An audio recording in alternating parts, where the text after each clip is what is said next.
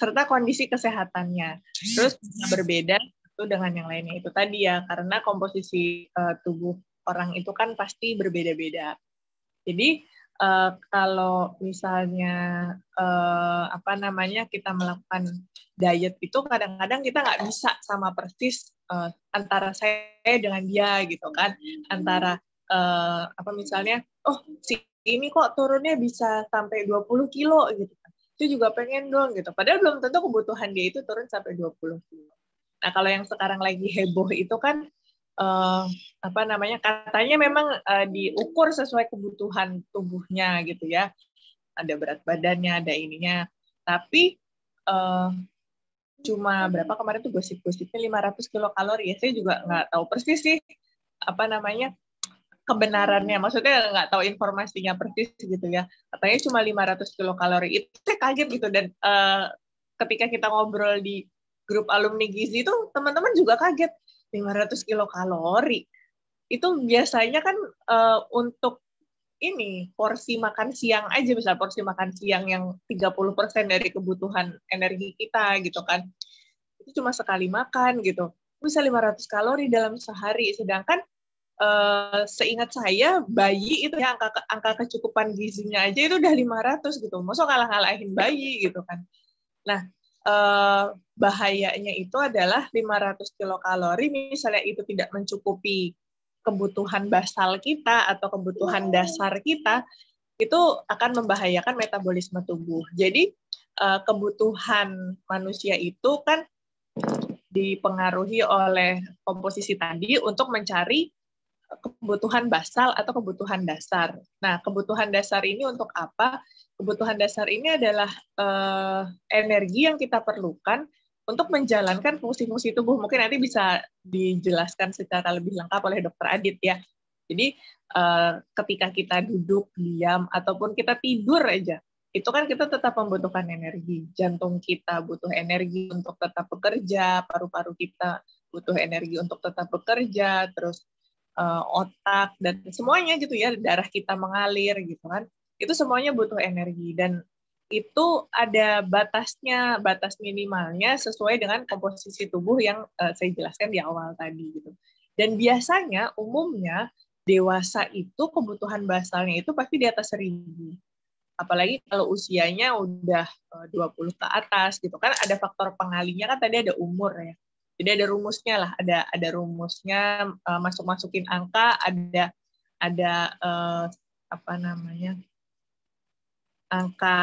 angka patokannya untuk menghitung sekian gitu. Kita biasanya pakai rumus Harris Benedict gitu ya, penemunya namanya Harris Benedict. Nah dari situ kemudian baru ketemu kebutuhan basal nih. Basal itu masih basic, masih dasar banget.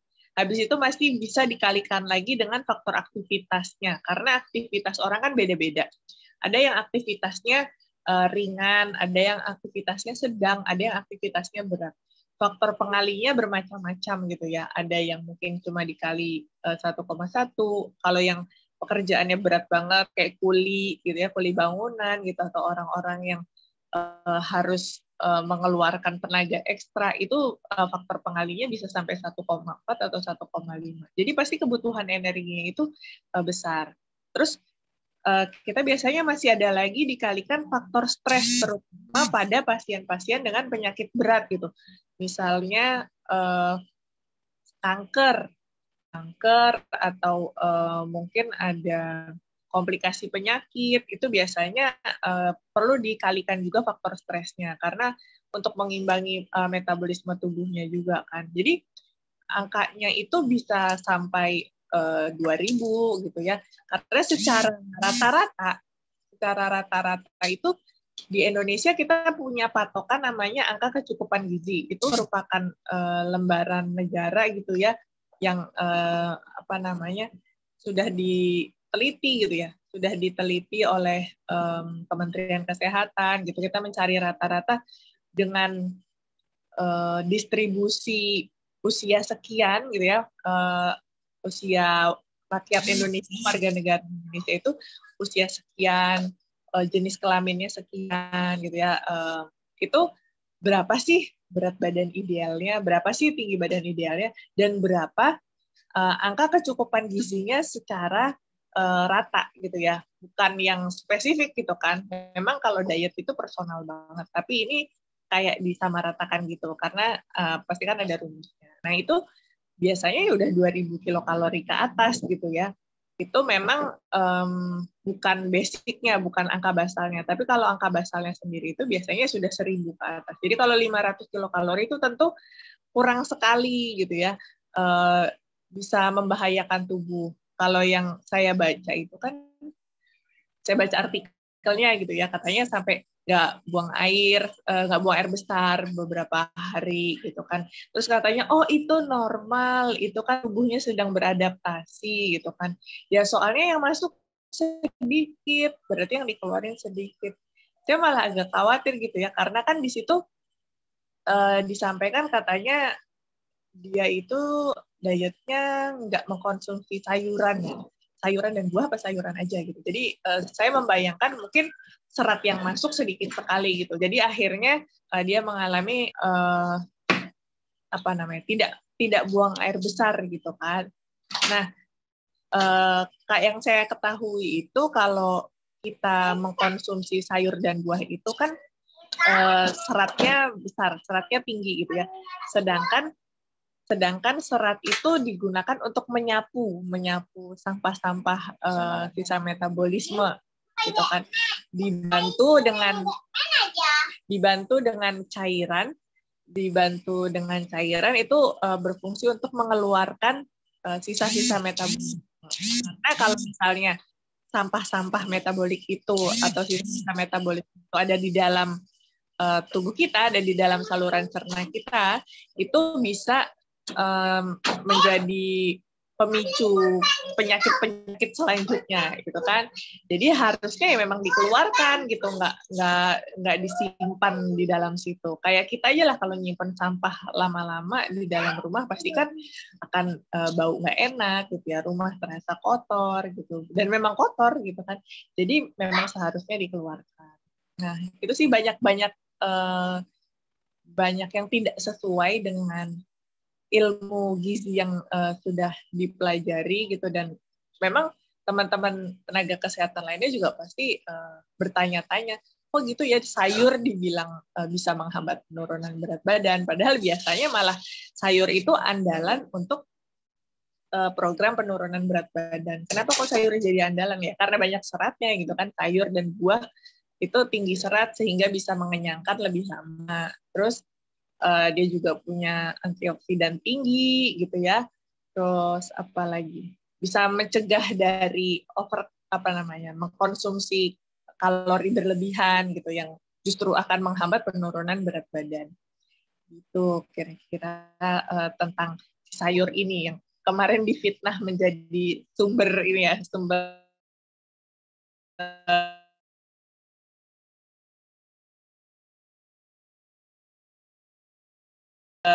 penghambat penurunan.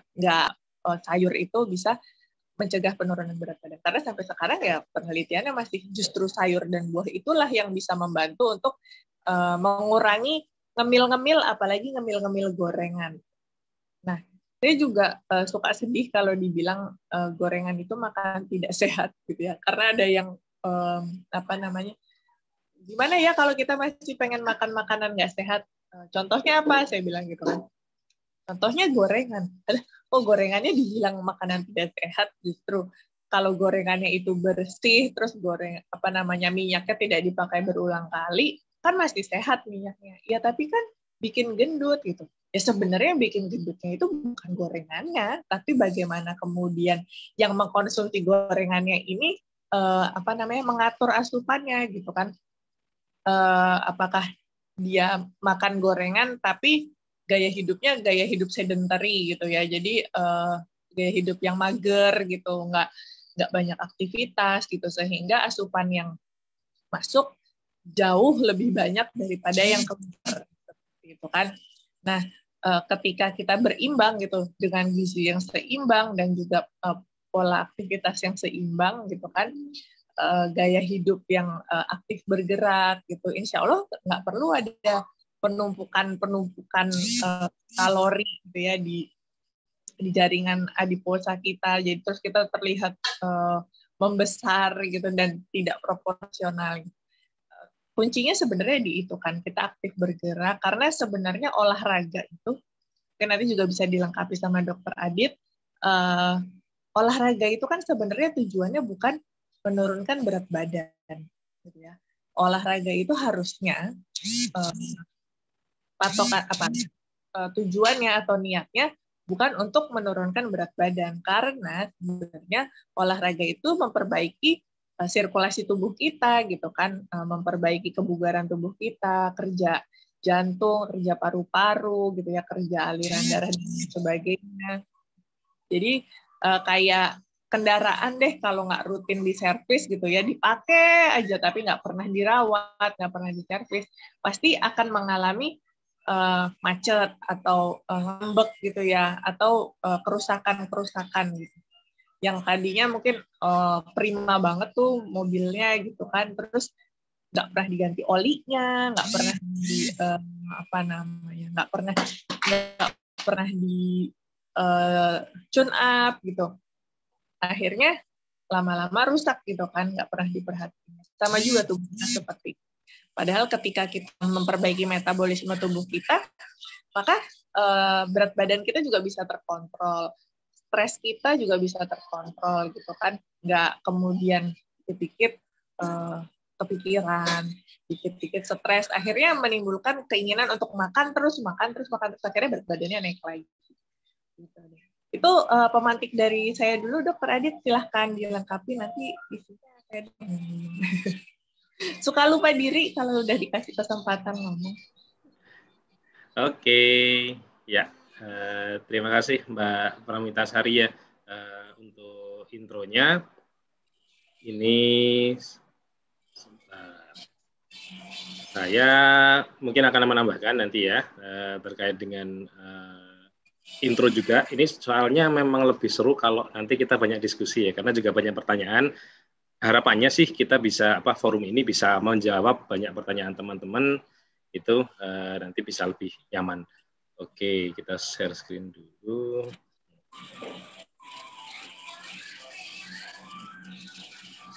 Wow, ini informasinya lengkap sekali nih dari Mbak Rinda ya.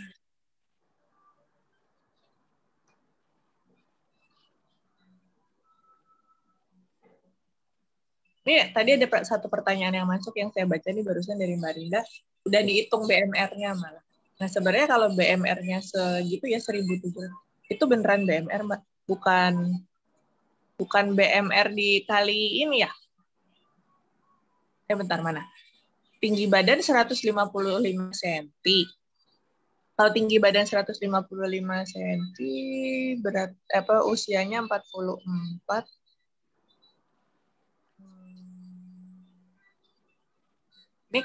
Ini kayaknya BMR-nya, oh oke. Ini BMR-nya kayaknya pakai itu ya, pakai rumus yang berbeda ya. Bukan, berat badan yang dimasukin berat badan aktual, jadinya BMR-nya besar. Oh iya. Nanti kita lanjutin setelah nyimak ini ya, nyimak dari Dokter Adit. Siap. Nah, ya, oke. Jadi kita lanjut dulu ya. Sedikit pemantik juga tambahan dari saya. Ini sudah kelihatan ya share screen dari saya ya. Itu healthy eating ya, tadi ada Pameo ya, namanya you are what you eat, dan itu bahkan ada orang yang bilang you are literally what you eat gitu. Jadi benar-benar apa yang kita makan itu benar-benar menunjukkan seperti apa kita, bagaimana diri kita. Mungkin saya ini materi saya kalau lengkapnya mungkin teman-teman bisa cek cek di IG saya, Instagram saya. Ini kemarin saya ngisi di satu forum, nanti bisa dirujuk ke sana di YouTube-nya Gensolina. Saya akan membahas yang mungkin penting-penting dulu aja. Oke, ini ya terkait dengan diet ini sebenarnya yang ingin saya garis bawahi sebenarnya terutama terkait dengan fenomena yang hit sekarang ya, diet yang pakai kalori sangat rendah ya, very low calorie deficit. itu, terus kemudian banyak orang yang mengikuti, ada artis yang meluncurkan buku diet itu yang pesan banyak banget sampai ribuan gitu kan. Itu sebenarnya ini bukan fenomena baru, itu fenomena lama ya, tapi berulang terus dan tidak pernah berhenti gitu. Jadi ini yang menurut saya perlu kita luruskan dulu ya tentang kultur ini, tentang fenomena ini, bahwa orang-orang itu sangat terobsesi dengan diet dalam arti sempit ya. Artinya gampangannya pengen kurus gitu ya, pengen langsing seperti artis, seperti idolanya dan sebagainya. Ini saya terkait dengan, walaupun saya dokter spesialis saraf ya, cuma saya sangat tertarik dengan gaya hidup sehat.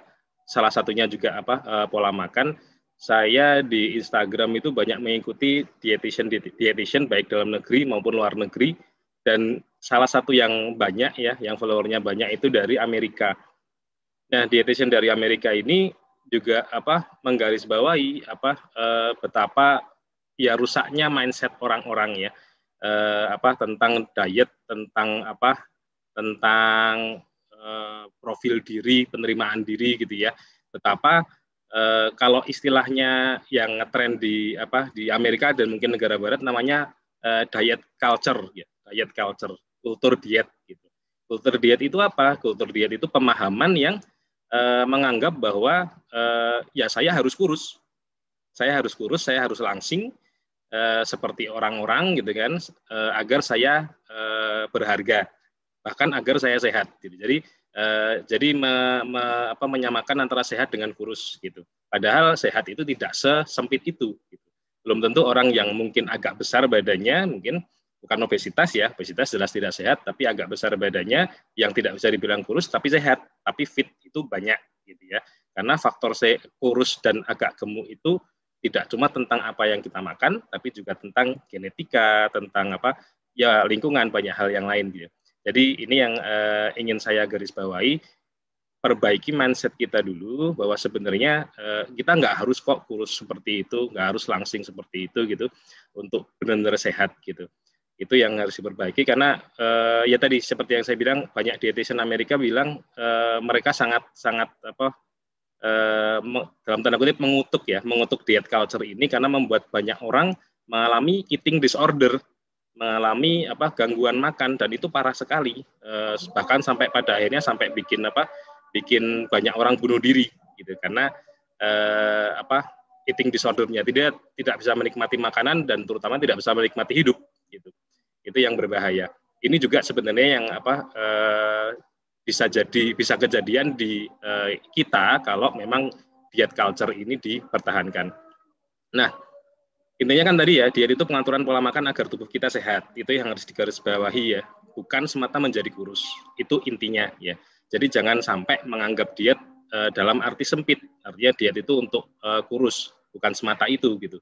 Kalau mungkin orang yang obesitas ya, salah satu tujuan diet adalah untuk kurus, salah satu saja gitu. Tapi prinsipnya agar sehat. Sehat itu juga tidak harus kurus. Gitu, itu prinsipnya. Nah, kemudian ya ini tadi ya, yang lagi ngetren kan soal instan ya, soal diet instan gitu. Buang jauh-jauh gitu, karena yang instan itu biasanya nggak bagus, itu dulu term umumnya. Terus kemudian ada istilah ya, istilah di isikam isigo ya, ketika diet misalnya penurunan berat badan kita bisa capai misalnya turun 10 kilo dalam 1 bulan gitu kan, ya kemungkinan besar gitu akan balik lagi bahkan lebih parah di kemudian hari gitu ya. Itu yang kemudian harus kita camkan ya. Jadi kalau ada apapun tawarannya, siapapun yang menawarkan gitu, ada diet yang bisa menurunkan berat badan cepat, segera coret dari opsi pilihan kita gitu ya, karena itu jelas tidak bagus, itu jelas tidak sehat gitu. Kalaupun itu mungkin kita lakukan, kemungkinan besar akan rebound gitu. Kemungkinan banyak sekali ya, yang sering dijadikan contoh itu acara reality show di Amerika ya, The Biggest Loser ya. Jadi acara orang-orang gemuk, kemudian di macam-macam lah ditantang untuk bisa menurunkan berat badan secepat mungkin dengan berbagai macam mekanisme olahraga keras, terus kemudian makan sangat dibatasi dan sebagainya, sampai kemudian akhirnya dari yang gemuk obesitas itu bisa kurus gitu. Itu setelah di follow up ternyata mayoritas peserta talk show itu ternyata berat badannya naik lagi, bahkan jauh lebih tinggi dibandingkan berat badan awal sebelum dia ikut talk show itu tadi gitu. Karena tadi segala sesuatu yang instan itu tidak sehat, dan pun ketika ya tadi isikam isigo tadi, jadi kemungkinan besar untuk balik itu sangat besar. Nah ini yang paling penting mungkin terkait itu ya, terkait dengan prinsip keseimbangan energi ya. Gampang ini yang penting ya. Tadi beberapa pertanyaan juga menanyakan bagaimana caranya diet untuk menaikkan berat badan gitu kan. Nah, ini tinggal mainnya di sini aja. Jadi ada prinsip keseimbangan energi yang namanya food intake atau energi yang masuk, ada juga energi yang keluar gitu ya. Energi yang masuk itu adalah ya dari makanan ya, apapun jenis makanannya.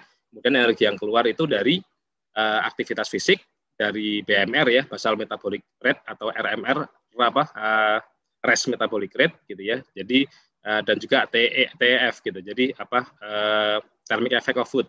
Jadi tadi BMR ini adalah kalori atau energi yang dibutuhkan tubuh untuk sekedar kita hidup aja gitu ya. Jadi jangan dikira kita tiduran, kita rebahan gitu kan, kita nggak ngeluarin energi. Energi kita besar banget dari BMR itu gitu. Jadi tadi seperti disebut Mbak Mita di awal gitu, kita kegoleran aja, kita tidur-tiduran rebahan aja, itu tetap makan energi. Otak kita kerja, jantung kita kerja, liver kita kerja, otot kita juga kerja, walaupun tidak digerakkan itu juga kerja juga. Gitu juga itu kalau BMR ini energinya tidak terpenuhi, ya organ-organ itu tadi yang akan kena impact-nya, jadi berbahaya ya. Jadi ada kemarin yang tanya ke saya DM di Instagram gitu, Dok, sampai berapa lama diet di bawah BMR itu direkomendasikan gitu? Sehatnya sampai berapa hari sih gitu dilakukannya gitu? Ayo nek di bawah BMR, saya nggak rekomendasi bawah walaupun cuma 1 hari gitu ya, karena memang ya bahaya gitu. BMR itu gampangannya kayak HP kita lah, HP kita cas, kita diemin, nggak kita apa-apain gitu kan, pasti akan turun juga kan baterainya gitu. Padahal kita nggak buat chattingan, nggak buat stalking mantan gitu-gitu kan, enggak kan, itu tetap turun baterainya gitu. Itu namanya basal metabolic rate tadi. Jadi sama sekali jangan sampai kok kita punya pikiran kita intake-nya di bawah BMR, itu buang jauh-jauh, itu ngerusak tubuh gitu. Kurus ya kurus gitu, tapi ya tadi badan organ-organ tubuh kita rusak. Terus kemudian thermic effect of food. Ini kan jadi kita itu makan itu ngeluarin energi gitu. Ngeluarin banyak kalori gitu ya. Jadi kita makan protein, karbohidrat macam-macam itu ada energi yang dibutuhkan untuk mencernanya gitu. Ini nanti pembahasannya lebih panjang, tapi intinya itu. Jadi banyak ya energi keluar itu ini keseimbangan energi. Ada energi masuk, energi keluar. Kalau gampangannya begini, semua diet itu pasti kalori defisit. Artinya yang membuat kita jadi kurus itu pasti kalori defisit gitu. Apapun namanya lah gitu, pasti kalori defisit. Kalori yang kita kita makan, kita masukkan itu lebih kecil dibandingkan kalori yang kita keluarkan. Gampangannya begitu. Itu kalori defisit. Nah, kalau mau naikin berat badan ya gampang aja, tinggal dibalik gitu.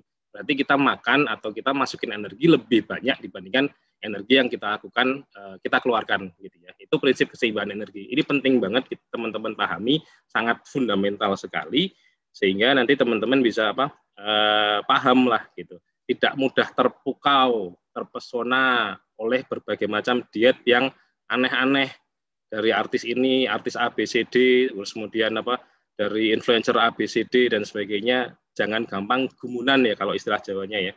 Gitu. Jadi ini karena ini prinsipnya aja teman-teman bisa lihat.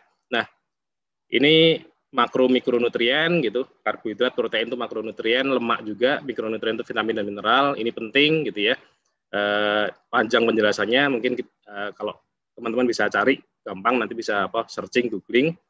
Ini yang penting kita miliki, kita asup ya. Kalau kita diet terlalu rendah kalorinya, selain kalori yang kurang, ya nutrien ini yang kemudian kurang kebutuhannya, akhirnya ya tadi rusak tadi organ-organ tubuh kita.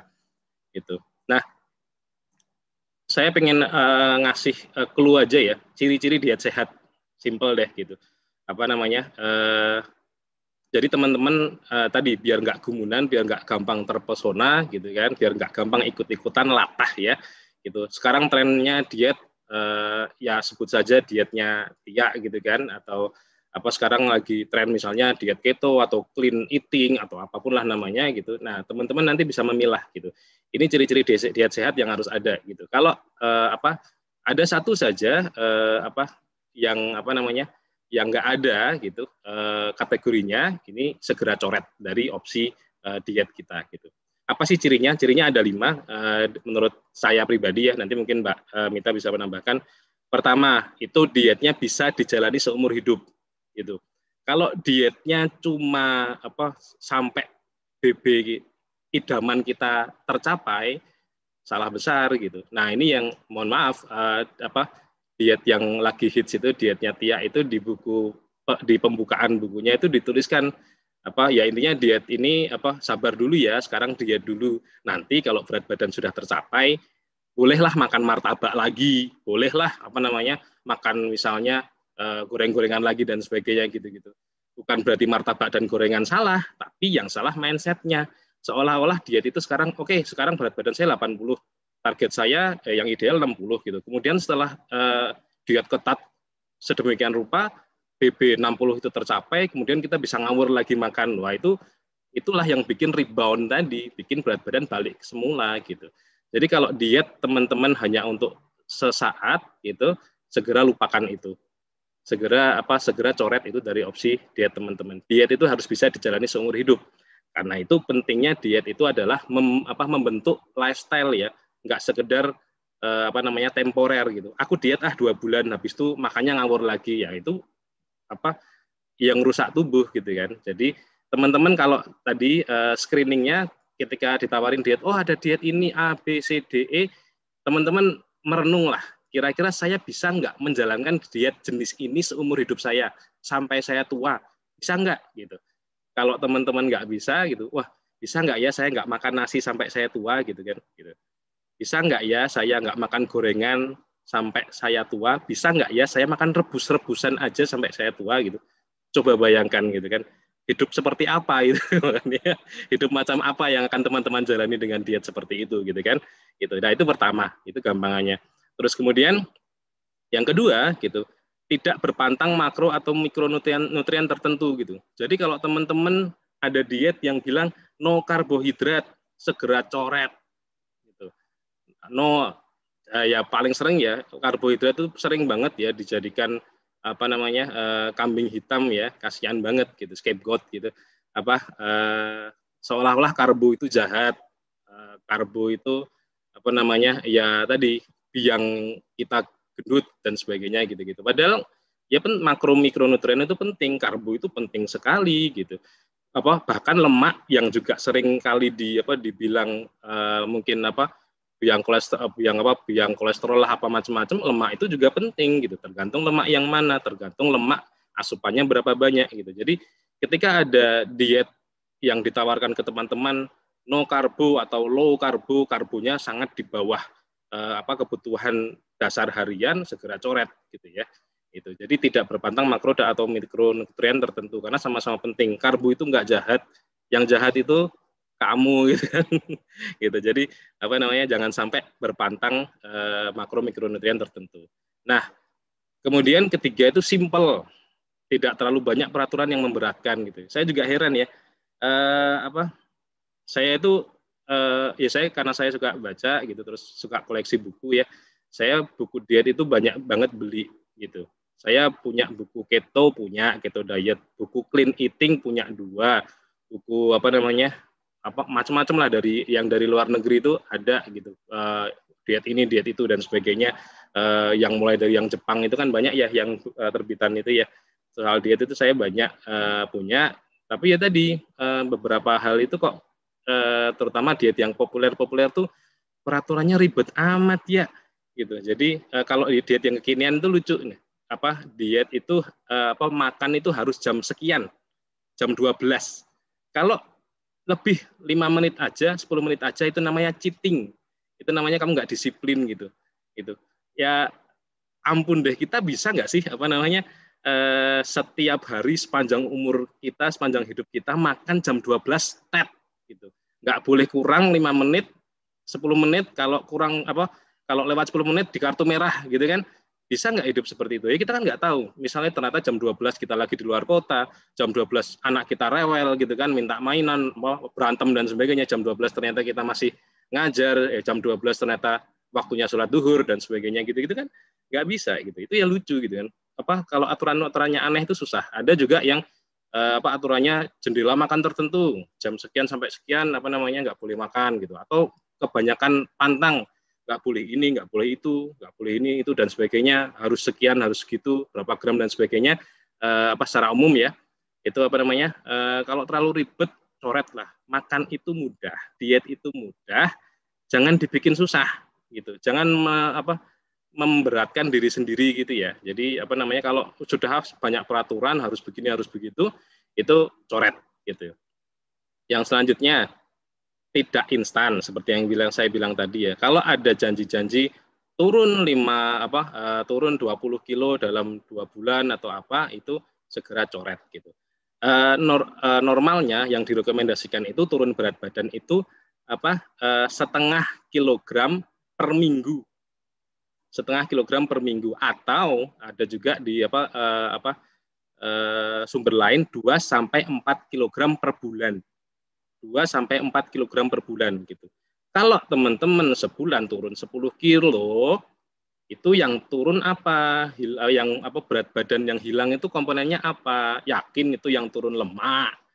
Yakin? Bukannya ternyata seringkali yang turun itu bukan lemak, tapi yang turun itu cairan, jadi dehidrasi. Seringkali yang turun itu otot. Nah, itu yang berbahaya gitu. Kalau otot kita sampai kemudian wasting ya istilahnya, otot kita jadi mengkerut, atrofi, bahkan atrofi ya, itu kemudian juga akan menurunkan BMR itu, sehingga membuat kita susah lagi untuk semakin turun berat badan di kemudian hari gitu ya.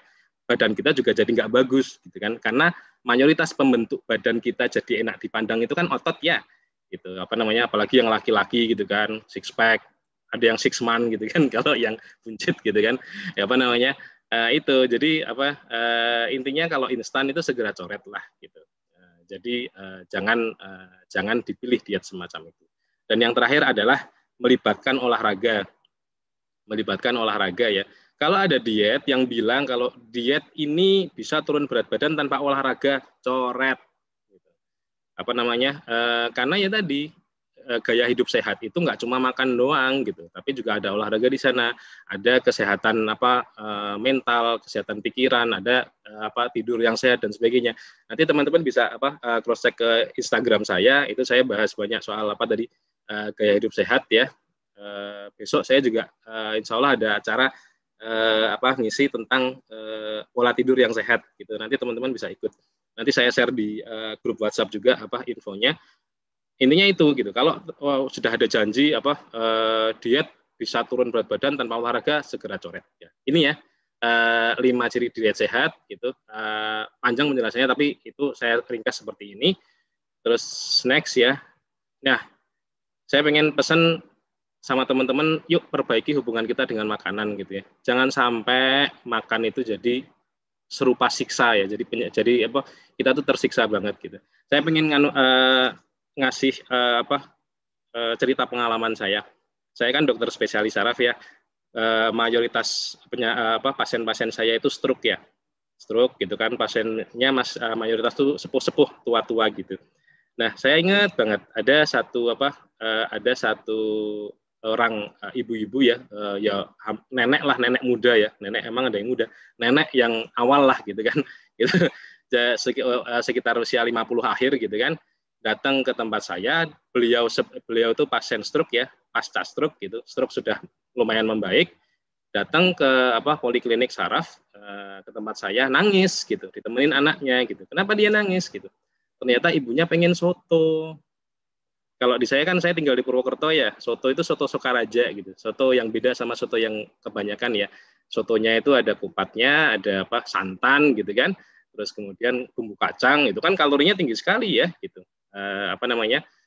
Ibunya itu nangis gitu. Dok, saya pengen banget soto Sokaraja namanya. Soto gitu. Tapi sama anak saya nggak boleh, tapi saya pengen banget gitu kan. Terus ya itu sampai nangis.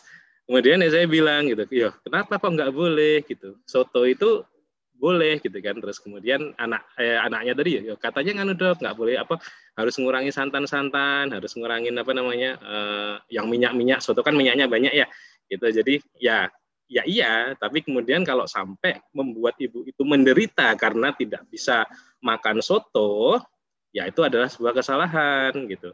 Toh ya tadi seringkali kita pengen pun nggak harus satu porsi kan gitu, bisa jadi seperempat porsi aja mungkin ibunya sudah seneng gitu kan. Oh alhamdulillah kangenku terobati gitu kan, kangenku sama soto itu terobati gitu. Jadi sampai nangis gitu, dok mau tolong dibilangin anak saya ini soto itu boleh gitu. Ya ini memang boleh gitu, tapi jangan sampai kok makan soto tiap hari gitu kan, itu ngawur gitu. Tapi kalau kita makan soto sekali-kali kalau pas kangen gitu kan, agar kita bahagia, agar hidup kita nggak menderita amat. Udah habis stroke menderita, dia berjuang habis stroke-nya untuk recovery, nggak boleh makan soto idaman pula gitu. Kejamnya kita ini luar biasa ya. Gitu. Anaknya sih niatnya bagus, jelas bagus gitu kan, menjaga kesehatan ibunya gitu. Cuma kemudian kalau over itu takutnya nanti ibunya jadi stres gitu kan. Terus kemudian akhirnya malah tensinya tinggi. Nah itu juga kejadian di pasien saya lagi, sama-sama stroke. Sekarang itu laki-laki usianya juga 60-an, sama karena habis stroke mindset keluarganya harus menjaga pola makan, akhirnya tadi makanan kayak tadi Mbak Mita bilang gitu, memantang gorengan sama sekali gitu. Jadi semua makanannya itu rebus-rebusan, tahu rebus, tempe rebus, apapun lah direbus, nggak ada gorengan sama sekali gitu. Jalan 1 bulan, 2 bulan oke, masih bagus gitu kan. Nah sampai akhirnya kemudian pasiennya itu ternyata stres, dia nggak kuat makan rebusan mulu gitu kan. Ya siapa yang kuat gitu kan, 2 bulan 3 bulan rebusan doang, nggak ada rasa gitu kan, hambar, siapa yang kuat gitu kan. Akhirnya pasiennya ya tadi dia marah dalam hati tapi tidak bisa nggak bisa komplain sama keluarganya gitu kan. Terus mau ngapain juga nggak bisa karena masih stroke ya awal ya, masih lemes badan dan sebagainya macam-macam. Stres tensinya tinggi terus, nggak terkontrol dengan obat dan sebagainya, stroke yang kedua kali gitu. Itu makanya kalau terlalu ekstrim itu ya tadi akhirnya nggak bagus lah hasilnya. Tengah-tengah lah, kalau istilah Jawanya sakmadyo gitu, di tengah-tengah. Jangan terlalu ekstrim kanan maupun jangan terlalu ekstrim kiri. Jangan ngawur makannya, apa aja boleh makan, tapi juga jangan terlalu ketat gitu kan. Boleh kok makan gorengan, boleh kok makan minum boba, boleh makan martabak manis yang sangat tinggi kalori, boleh nggak? Boleh gitu. Asal ya tadi nggak banyak-banyak, nggak sering-sering gitu ya. Semuanya kan tergantung dengan dosisnya ya, dengan takarannya gitu ya. Jadi jangan sampai ya tadi kita menderita dalam makan ya, karena makanan itu ya tadi banyak hal ya. Terus kemudian ini ya jangan sampai aktivitas makan kita jadi suatu hal yang menyiksa gitu. Please, makan itu menyenangkan, makan itu menghibur hati, makan itu menenteramkan hati yang gundah gulana gitu kan, dan sebagainya gitu. Ya jadikan makan itu hal yang menyenangkan lah gitu. Kita harus menjaga iya, tapi jangan sampai bikin stres gitu ya. Ini kasihan adiknya ya, suruh makan wortel mentah lagi ya gitu kan. Oke, terus kemudian ini saya cepat aja ya, biar dapat poin-poinnya aja. Ini jadi jangan jadi budak timbangan gitu ya. Ukuran kesehatan bukan berat badan kamu doang gitu. Jadi memang berat badan memang salah satu ukuran iya, tapi bukan satu-satunya gitu. Jadi ketika kita terlalu terobsesi dengan berat badan, dengan bentuk badan gitu, itu takutnya nanti malah jadi eating disorder, takutnya kita tidak mencintai diri kita sendiri. Saya baru mencintai diri saya kalau saya kurus. Saya baru sayang sama diri saya kalau saya langsing gitu. saya baru berharga di mata orang kalau saya kurus. Itu kan bahaya ya pemahaman seperti itu. Jangan dikira pemahaman itu jarang terjadi. Banyak sekali orang yang punya pemahaman seperti itu gitu kan, karena diet culture tadi gitu. Jadi timbangan jadikan sebagai patokan, salah satu patokan iya, tapi jangan baper-baper amat dengan timbangan gitu ya. Nah, terus kemudian selanjutnya mindful eating gitu ya. Mindful eating itu artinya kita makan dengan berkesadaran. Jangan sebisa mungkin jangan makan sambil HP-an, sambil tadi ya stalking mantan gitu kan, sambil lihat makan nasi Padang sambil lihat konten YouTube diet gitu ya. Gitu. Jadi Jadi mindful, kita sadari apa yang kita makan, kita rasakan apa yang kita makan, kita syukuri apa yang kita makan. Itu akan lebih nyaman. Kita lebih menikmati makan kita, lebih mensyukuri makan kita, dan kita sadar apa yang kita makan, berapa banyak yang kita makan. Seringkali kalau kita makan sambil YouTube-an, yang kita makan terus nggak sadar kalau makan kita satu bakul full gitu kan. Itu yang berbahaya. Jadi harus mindful ya. Nah, nanti teman-teman bisa cari googling lah mindful eating, itu bagus. Itu walaupun ya ambil sesuai proporsinya gitu ya. Itu terus kemudian ya cukupi kebutuhan air, ini penting untuk diet gitu. Simple tapi sangat penting sekali gitu kan. Next. Nah, soal superfood gitu kan. Superfood healthy diet yang mahal-mahal harus banget nggak sih gitu. Enggak ya. Jadi jangan sampai kita bingung nyari garam Himalaya ya. Itu garam di Madura banyak, di pasar sini banyak, nggak usah nyari garam Himalaya. Itu harus chia seed nggak usah chia seed gitu kan. Apapun biji-bijian yang teman-teman mau boleh gitu kan. Nggak harus yang aneh-aneh gitu. Haruskah semua makanan organik? Enggak gitu kan. Organik bagus, oke. Kalau nggak ada duit, nggak nanam sendiri sayur boleh gitu, bagus gitu kan. Beli di abang-abang sayur dekat rumah itu juga sehat juga gitu kan, nggak harus yang organik, ya nggak harus yang mahal gitu ya. Ini terus kemudian teman-teman harus aware soal kalori ya. Ini panjang penjelasannya, nanti intinya sadari berapa kalori yang kita makan gitu. Dengan gampangannya kalau produk itu kita lihat nutrition facts-nya gitu kan. Kalau bukan nggak ada ini, misalnya berapa besar sih, kalau saya itu suka batagor ya. Batagor itu kan kalorinya tinggi ya, udah goreng-goreng, bumbunya kacang gitu kan. Tapi ya saya nggak terus kemudian mengharamkan batagor untuk saya tetap makan batagor, tapi kemudian saya kontrol gitu, karena saya tahu kira-kira satu piring batagor itu berapa kalori sih gitu. Kalorinya besar sekali itu batagor. Tapi saya juga akhirnya bisa memilah-milah, kalau makan batagor kuahnya nggak usah banyak-banyak gitu kan, bumbu kacangnya gitu kan, terus kemudian ya tadi tidak sering-sering dan sebagainya. Tapi intinya ketika kita paham, aware seberapa banyak kalori yang kita makan dari makanan yang biasa kita makan, insya Allah akan lebih terkontrol. Nah, ini juga awas kalori cair gitu. Jadi banyak jangan kira boba itu, kalau teman-teman tahu boba itu kalorinya tinggi sekali ya. Teh manis juga sama gitu kan gitu. Orang macam-macam. Jadi hati-hati dengan kalori cair gitu. Kita makan saya nggak sudah nasinya dikurangi dan sebagainya, tapi minumnya teh manis terus, tapi minumnya bobanya sering dan sebagainya. Itu yang berbahaya, itu yang bikin gemuk di sini ya, kalori yang tidak kita sadari dari minuman. Nah, ini juga teman-teman harus hati-hati, ada fake healthy food product, tulisannya healthy padahal kagak gitu kan, itu banyak sekali gitu. Teman-teman harus hati-hati, lebih kritis gitu kan. Sekarang informasi banyak bisa kita cari, kritislah gitu kan, cari gitu kan, jangan mudah tergiur iklan, jangan mudah tergiur oleh influencer dan sebagainya.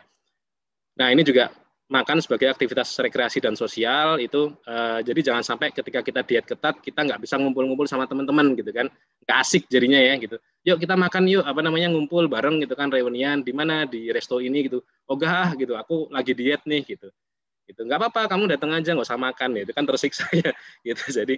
Jadi jangan sampai kita terasingkan dari dunia sosial kita gara-gara kita terlalu ketat dietnya gitu. Fleksibel lah gitu.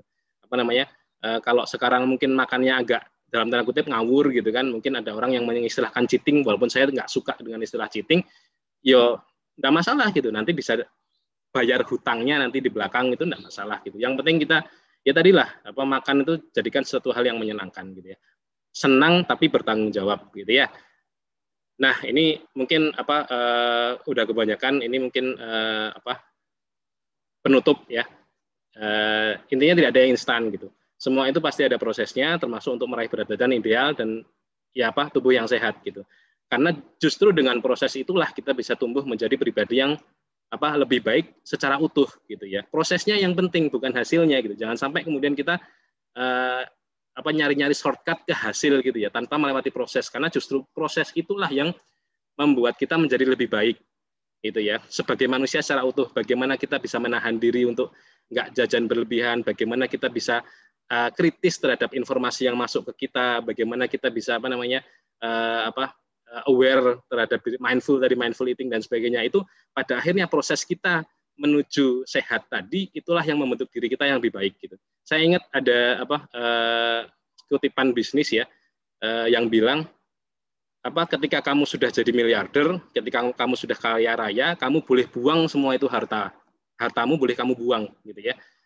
Karena yang penting bukan hartamu, tapi kamu seperti apa kamu ketika kamu sudah jadi miliarder gitu kan. Karena selama proses untuk menjadi miliarder itu ya tadi itu yang hal-hal yang menempa kita, itulah yang penting gitu. Bukan uangnya, bukan hartanya, bukan Lamborghini-nya, bukan rumah mewahnya, tapi diri kita itu yang penting gitu. Kualitas diri kita ketika kita sudah jadi miliarder. Sama juga dengan ini, kualitas diri kita setelah kita mencapai mungkin berat badan yang ideal, tubuh yang fit dan sebagainya gitu ya. Karena langsing itu makmum, imamnya adalah gaya hidup sehat gitu. Jangan sibuk ngurusin makmum, urusin imamnya dulu gitu. Biar nanti kalau imamnya benar, makmumnya nanti ikut gitu kan. Imamnya duduk, rukuk, sujud dan sebagainya, makmumnya akan ikut gitu ya. Jadi kita fokus saja menerapkan gaya hidup sehat gitu. Nah, maka tubuh ideal akan otomatis kita dapatkan. Mungkin begitu ya. Nanti bisa kita sambung di di diskusi ya. Ini sudah pas sekitar hampir 1 jam untuk pemantik awalnya ya. Oke, nice. Terus saya jadi inget Dit waktu itu ada teman yang ini ya. Jadi teman saya ini teman SMP SMA gitu ya. Dia badannya melonjak sampai ke 99. Terus ketika di MCU gitu kan, ketika dia medical check up itu dokternya ngasih warning, ini harus ketemu sama gizi atau sama dietitian seperti itu kan, karena banyak sekali itu ada fatty liver, ada dislipidemia dan lain sebagainya. Jadi intinya metabolisme lemaknya udah kacau gitu kan ya. Terus akhirnya dia saya bilang, Mit, aku mau ini dong diatur dietnya gitu. Oke. Nah, udah kan kita udah ngobrol-ngobrol, saya udah nanya-nanya apa yang mungkin makanan yang dia sukai. Jadi biasanya kalau misalnya ada yang datang ke saya untuk minta dibuatkan program meal plan gitu ya, dibikinin program untuk healthy lifestyle itu, saya pasti akan nanya, kamu suka makan apa?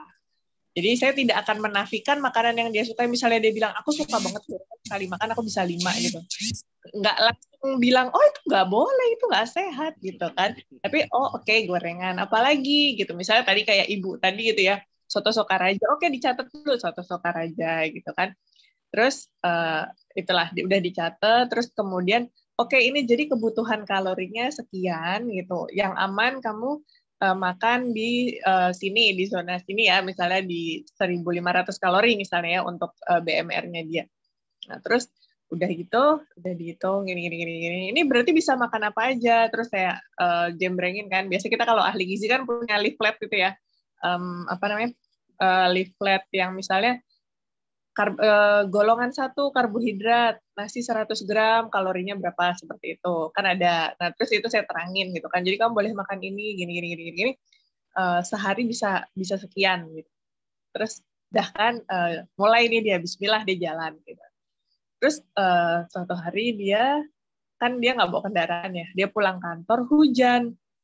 Berteduhlah dia di depan sebuah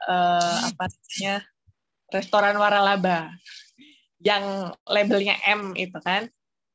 Ini lagi nunggu lagi nunggu hujan berhenti, baunya enak banget, boleh nggak masuk? Kan nggak mungkin masuk nggak makan ya. Boleh nggak masuk beli ayam gitu kan? Boleh, saya bilang gitu. Tapi ini udah malam, udah jam 8 gitu kan. Memang saya sarankan makannya sore ya. Karena malam itu kan umumnya cenderung low activity gitu. Nah, ini udah jam 7 malam nih katanya gitu. Terus gorengan lagi gitu kan. Ya kita tahu lah ya ayamnya si M itu kan deep fry dan tebel banget gitu kan. Ya terus dia bilang boleh lah, boleh aja gitu. Masa mau ditahan-tahan gitu kan ya. Terus akhirnya dia belilah itu, malam itu dia makan pakai itu. Happy kan dia ya, dia bisa makan cuma sepotong gitu. Ya cuma sekedar memenuhi keinginannya dia aja. Dan besok paginya dia bersungguh-sungguh gitu kan. Tadi malam saya udah makan ini, oke berarti hari ini saya akan memperbanyak aktivitas. Memang sih sebenarnya kita jangan berpikir bahwa olahraga atau aktivitas itu adalah hukuman ya. Ini juga mudah-mudahan dia tidak menganggap itu hukuman, tapi dia memang niat gitu kan, karena dia niat dia pengen lebih sehat, dia niat pengen mengubah gaya hidupnya jadi lebih baik. Yang biasanya dia dari stasiun MRT ke kantor pakai ojek, hari itu dia jalan kaki. Jadi aku tadi jalan kaki dari stasiun sampai ke kantor.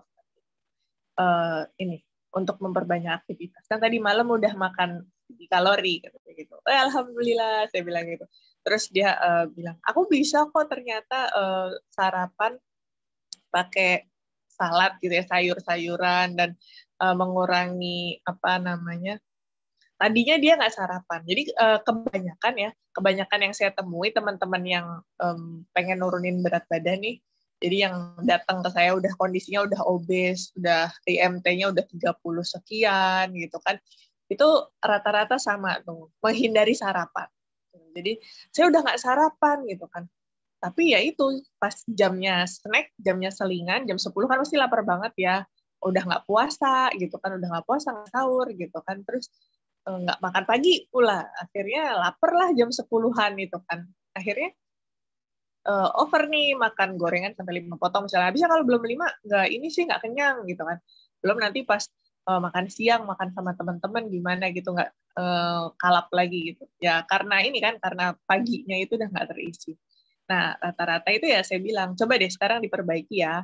Pagi sarapan dulu. Sarapannya ya biasanya kan sarapan itu standarnya 20% dari kebutuhan energi. Sarapannya nggak usah banyak-banyak. Gitu. Sarapannya yang penting gizinya seimbang, terus perbanyak karbohidrat kompleksnya gitu. Terus benar dia sarapannya misalnya salad gitu ya. Atau sandwich gitu, atau ya nasi aja, nasi sama sayur biasa gitu kan, yang mungkin tadi malam gitu yang udah diangkatin dan masih bisa dimakan tentunya ya, jangan yang udah basi gitu kan.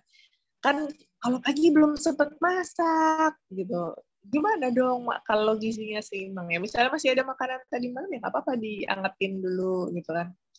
Nah terus diperbaikilah itu ya pola makannya, dan ternyata berhasil gitu. Rata-rata yang memperbaiki dengan memulai dengan gimana ngemilnya, masih ini nggak, masih pengen ngemil banyak-banyak nggak? Oh enggak gitu kan. Jam 10, jam 9 tuh saya masih kenyang, bahkan saya bisa nggak ngemil sampai siang, sampai jamnya siang gitu kan. Emang sarapannya apa? Biasa cuma nasi sama sayur gitu, atau nasi sama sayur sama tahu misalnya gitu. Biasa kok sarapannya, standar lah gitu.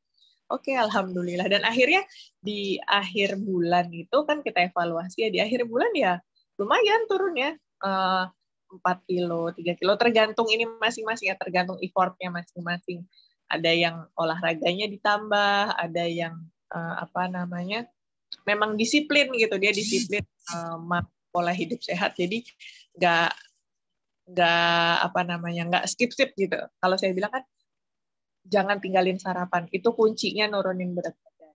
Terus kalau misalnya gini, kalau aku udah makan mie ayam atau bakso atau apa gitu ya, itu masih boleh makan lagi nggak? Itu kan tadi bukan makan gitu. Terus saya bilang, oke kalau gitu sekarang dirubah. Kalau misalnya ada mie ayam, ada mie, itu kan sumber karbo juga. Jadi saya terangin juga sumber karbo tuh ini nih. Itu kan ada mie, ada sayurannya, ada sawinya, ada ayamnya, sekian. Kira-kira itu udah makan belum? Ya udah kan, itu kan sama aja karbo, sayur dan ini. Nah kalau gitu jangan dipikir bahwa itu selingan, terus nanti masih boleh makan lagi gitu. Jadi kalau udah makan itu ya sudah gitu kan.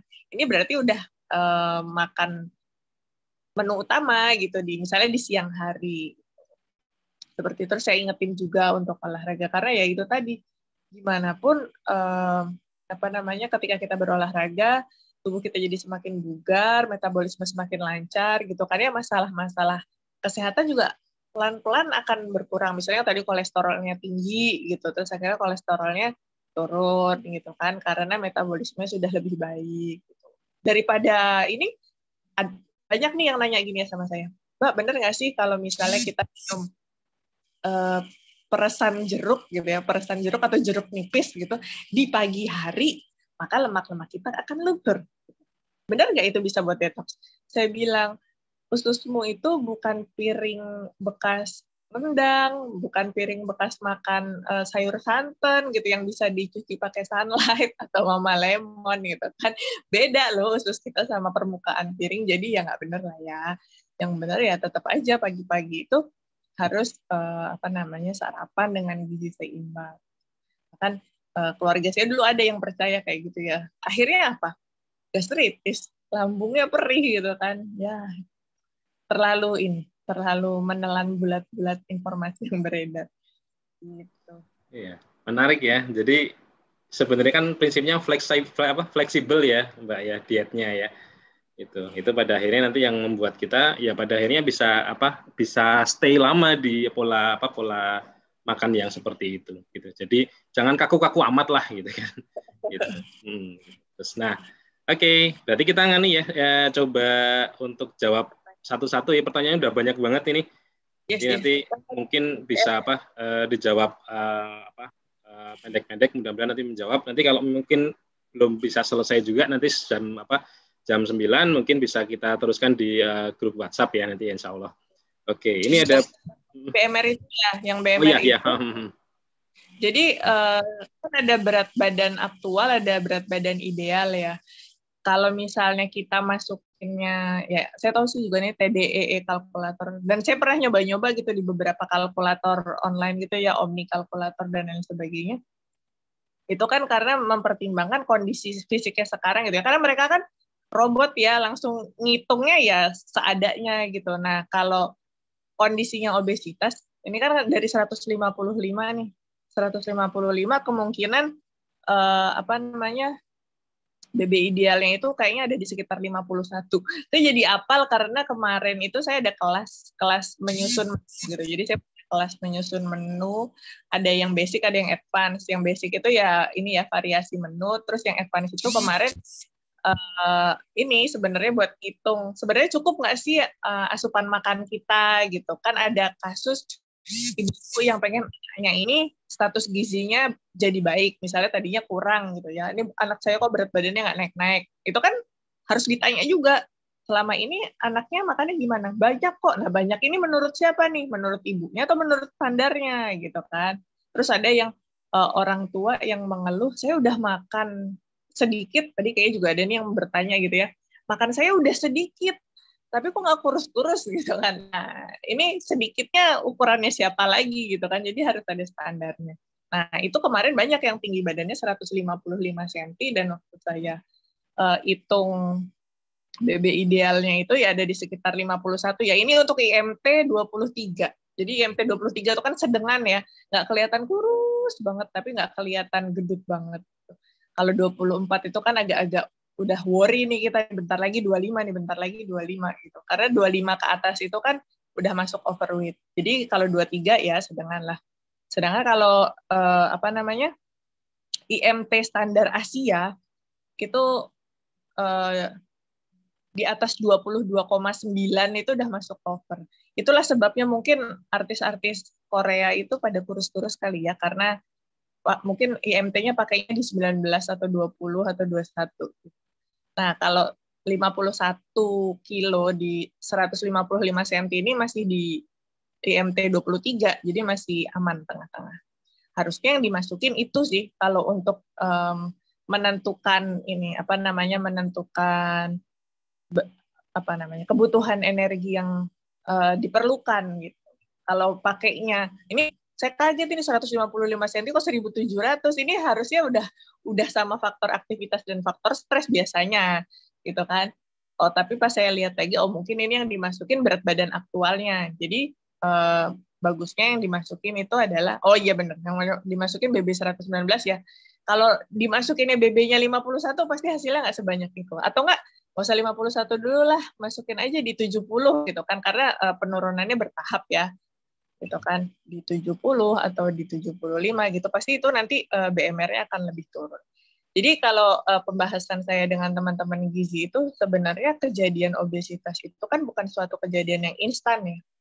Pun ketika ada faktor genetis, itu seingat saya faktor genetis atau faktor keturunan itu berpengaruhnya sebenarnya 10% aja. 90%-nya itu faktor lingkungan. Entah pola makan gitu ya, entah memang pola asuhnya kan banyak tuh kejadian di masyarakat kita. Kalau nggak gendut nggak lucu gitu, kalau anak nggak gendut nggak lucu gitu kan. Akhirnya berlomba-lomba untuk menggendutkan anak, bablas gitu kan, anaknya harus dikasih wah begini pokoknya harus lemu ginu gitu. Tapi nanti pas sudah gede suruh kurus, bingung kan anaknya ya. Wah ini gimana sih, dulu suruh gendut sekarang suruh kurus gitu, kasihan sekali gitu. Jadi memang mindsetnya masih seperti itu. Nah itu karena kejadiannya karena dulu udah over gitu ya, di masa lalunya itu udah over, sekarang kan berarti saatnya membenahi gitu kan. Saatnya membenahi. Nah, sebenarnya kita mengembalikan ke ininya nih, mengembalikan ke normalnya gitu kan. Normalnya memang sekian gitu. Tapi mungkin selama ini kita makannya jauh dari yang normal gitu, atau aktivitas fisik kita kurang dari yang normal gitu kan. Jadi akhirnya ini program repairing-nya, recovery-nya gitu ya. Kayak misalnya Dewi Huges lah. Dewi Huges itu kita dulu mungkin lihat dia gede banget gitu kan, besar gitu. Bisa dibilang obes gitu ya. Tapi sekarang kok bisa kurus gitu kan dengan diet kenyangnya itu. Karena saya dulu senang banget lihat Dewi Huges ya, cara ngomongnya kan enak gitu, penampilannya walaupun dia big size tapi dia tuh percaya dirinya tuh bagus gitu. Jadi saya senang banget ngelihatnya gitu. Kan akhirnya ngikutin gitu ya, maksudnya ngikutin perjalanannya. Dia udah lama loh dari berat badan sekian terus sekarang ke berat badan sekian. Pasti dia punya effort gitu. Dia punya usaha dan dia konsisten menjalaninya. Makanya dia berhasil gitu kan. Jadi memang kunci pertama dari diet itu yang pertama niatnya. Tadi kan udah disebutin ya, bisa nggak ngejalanin seumur hidup. Walaupun memang nggak selamanya kita harus defisit kalori yang besar banget gitu ya. Tapi kita kuatin niat dulu gitu kan. Kita ini sebenarnya pengen ini buat apa? Buat pujian kah? Buat kayak tadi Dokter Adit bilang gitu kan, jangan sampai kita baru menghargai tubuh kita kalau kita udah langsing. Jangan sampai kita baru menghargai tubuh kita kalau berat badan kita udah mencapai sekian, jangan gitu ya. Kita harus bersyukur gitu. Nah, terus kita nih pengen kurus biar apa? Biar sehat, biar nggak mudah kena penyakit degeneratif gitu ya, misalnya stroke tadi itu. Jadi pasiennya Dokter Adit pula kan, terus nggak kena jantung koroner gitu ya, karena pasang ring itu mahal. Terus apalagi lah, itulah, jangan sampai kena DM karena misalnya gini, orang tua saya diabetes mellitus, ini ibu saya nih. Orang tua saya diabetes mellitus, mertua saya diabetes mellitus. Jangan sampai keluarga saya yang ada yang diabetes mellitus. Akhirnya strict tuh, maksudnya diatur lah ya, makannya jangan over dan ya seperti itu. Jadi niatnya niat sehat. Dari niatnya itu kita akan punya kekuatan untuk melakukan ini dengan sabar gitu ya. Ya kayak Dewi Huges itulah, dia pasti niatnya sehat, terus dia juga oke, saya menjalankan ini karena saya tahu bahwa ini pola hidup yang baik gitu. Jadi kita tahu dulu nih, oh ya kita menjalankan ini, kita olahraga, kita makan dengan porsi yang seimbang, dengan variasinya juga seimbang gitu ya, komposisinya seimbang, itu supaya saya sehat. Terus kita nggak memantang satu makro atau mikronutrien tertentu atau bahan makanan tertentu karena kita nggak pengen kita itu malah jadi kurang gizi gitu ya. Kayak apa sih yang lagi ngetren juga sekarang, banyak yang ngikutin tuh ya, yang defisit kalori ampun-ampunan itu. Kok rambut saya jadi rontok? Ya rontok lah orang misalnya nggak makan sayur gitu kan. Padahal di sayur itu banyak vitamin dan mineralnya yang berfungsi untuk hormon sama enzim gitu kan. Ya kalau misalnya tubuhnya kekurangan gizi, kan pasti apa namanya fungsinya terganggu ya. Jadi ya akhirnya yang macam-macam lah, ada yang rambutnya rontok lah, terus misalnya mukanya jadi nggak bisa glowing gitu ya, jadi pucat atau jadi peot dan lain sebagainya. Jadi ya memang hati-hati ya. Tadi udah dijelaskan dengan luar biasa oleh dokter Adi soal ciri-ciri diet. Saya paling nambahin kalau misalnya kita mau diet itu, diet, terutama diet menurunkan berat badan ya. Selain niat, terus tadi udah ciri-cirinya udah dikasih itu, jangan lupa untuk konsisten. Untuk konsisten apa namanya ya konsisten untuk sehat gitu. Jangan sampai nanti kalau kan gini, saya pengen nurunin 20 kilo. Gitu. Ntar kalau udah 20 kilo, saya mau balik lagi, mau males-malesan lagi, mau nggak gerak lagi, mau makan seenaknya jangan gitu kan. Nanti rebound-nya ya lebih tinggi lagi kayak tadi dokter Adit bilang. Kalau kita nyebutnya yo-yo diet, turunnya cepat, naiknya lebih cepat dan lebih banyak. Gitu. Itu tadi untuk Mbak Rinda ya. Mau nambahin dok? Oke. Lanjut, itu sudah cukup Mbak Mita. Terus lanjut pertanyaan selanjutnya berarti ya? Ya, dokter Adit nih, tanda metabolisme tubuh bermasalah. Oh ya, tanda metabolisme tubuh bermasalah apa? Karena sudah makan-makan berserat, tapi tetap gak lancar BAB-nya. Apa harus mengkonsumsi obat tertentu gitu?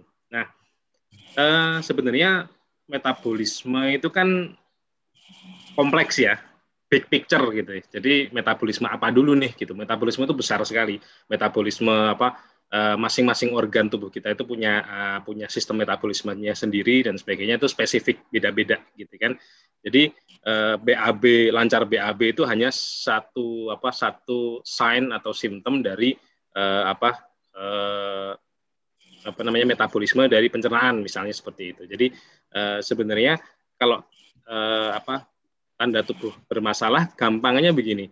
Kalau kita merasa tidak fit saja, kita tidak menyaman dengan body kita, dengan tubuh kita, kita tidak merasa in a good performance gitu kan, mau mikir susah gitu kan, lupa-lupa, moody banget, mood swing ya, jadi senggol bacok gitu kan, itu tuh udah termasuk nggak beres lah, karena sebenarnya gini ya, tubuh kita, pikiran kita, mental kita itu nyambung gitu, saling berhubungan, saling terkait, nggak mungkin dipisahkan satu sama lain gitu kan. Jadi tidak ada dikotomi antara fisik dan jiwa, no gitu. Jadi satu, ngeblend gitu, saling mempengaruhi, saling saling ya jadi satu gitu. Jadi gampangannya begitu. Tanda-tanda spesifiknya tadi gejala itu tergantung organ masing-masing gitu. Nek kalau liver metabolisme liver nggak bagus, nanti misalnya ada kekuningan di tubuh, misalnya nyeri di bagian tertentu dan sebagainya. Tapi kalau gampangannya, kalau tubuh kita nggak fit, kita melakukan pekerjaan sehari-hari itu nggak nyaman gitu kan, moody, terus kemudian sensitif dan sebagainya gitu, kita itu tandanya kalau kita bermasalah gitu ya.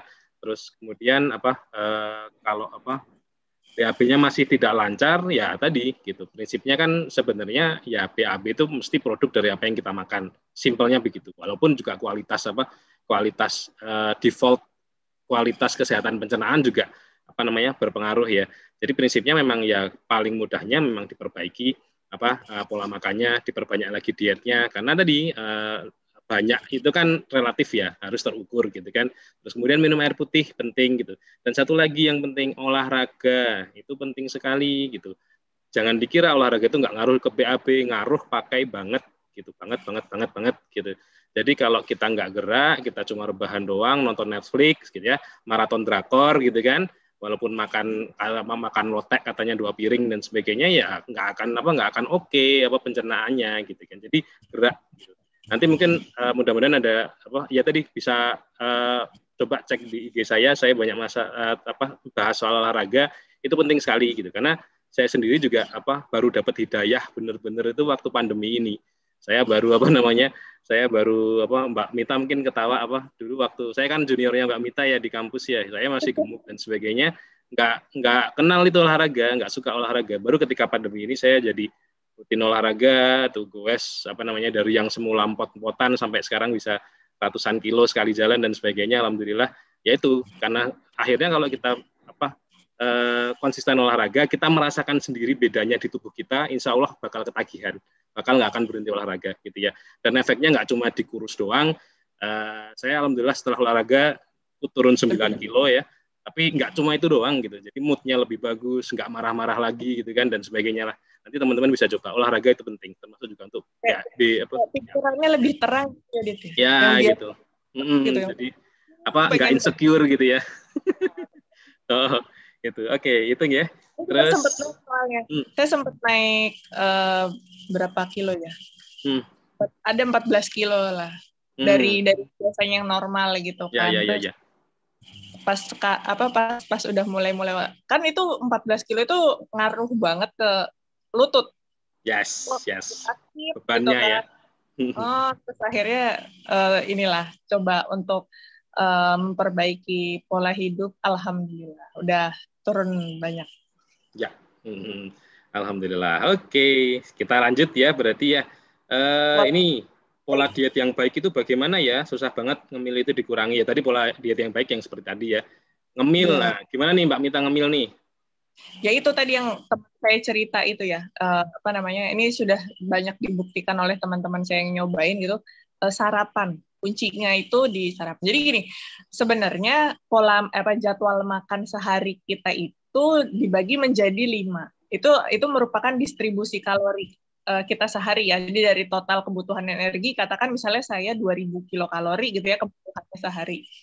Nah, 2.000 itu nggak mungkin dong dipenuhi dengan sekali atau 2 makan, kecuali saya cuma minum boba gitu kan, itu mungkin bisa 1.000 kalori, 2 kali udah 2.000 kalori kan, tapi kan itu nggak sehat gitu ya. Jadi 2.000 itu kita distribusikan menjadi 5 kali makan. 5 kali makan tuh apa? Yang pertama makan pagi, itu 20% dari total kebutuhan kalori. Terus selingan pagi 10%. Terus makan siang 30%, selingan sore 10%, makan sore 30% lagi gitu. Itu umumnya seperti itu. Kalau puasa gimana? Kalau puasa tinggal diatur aja distribusinya.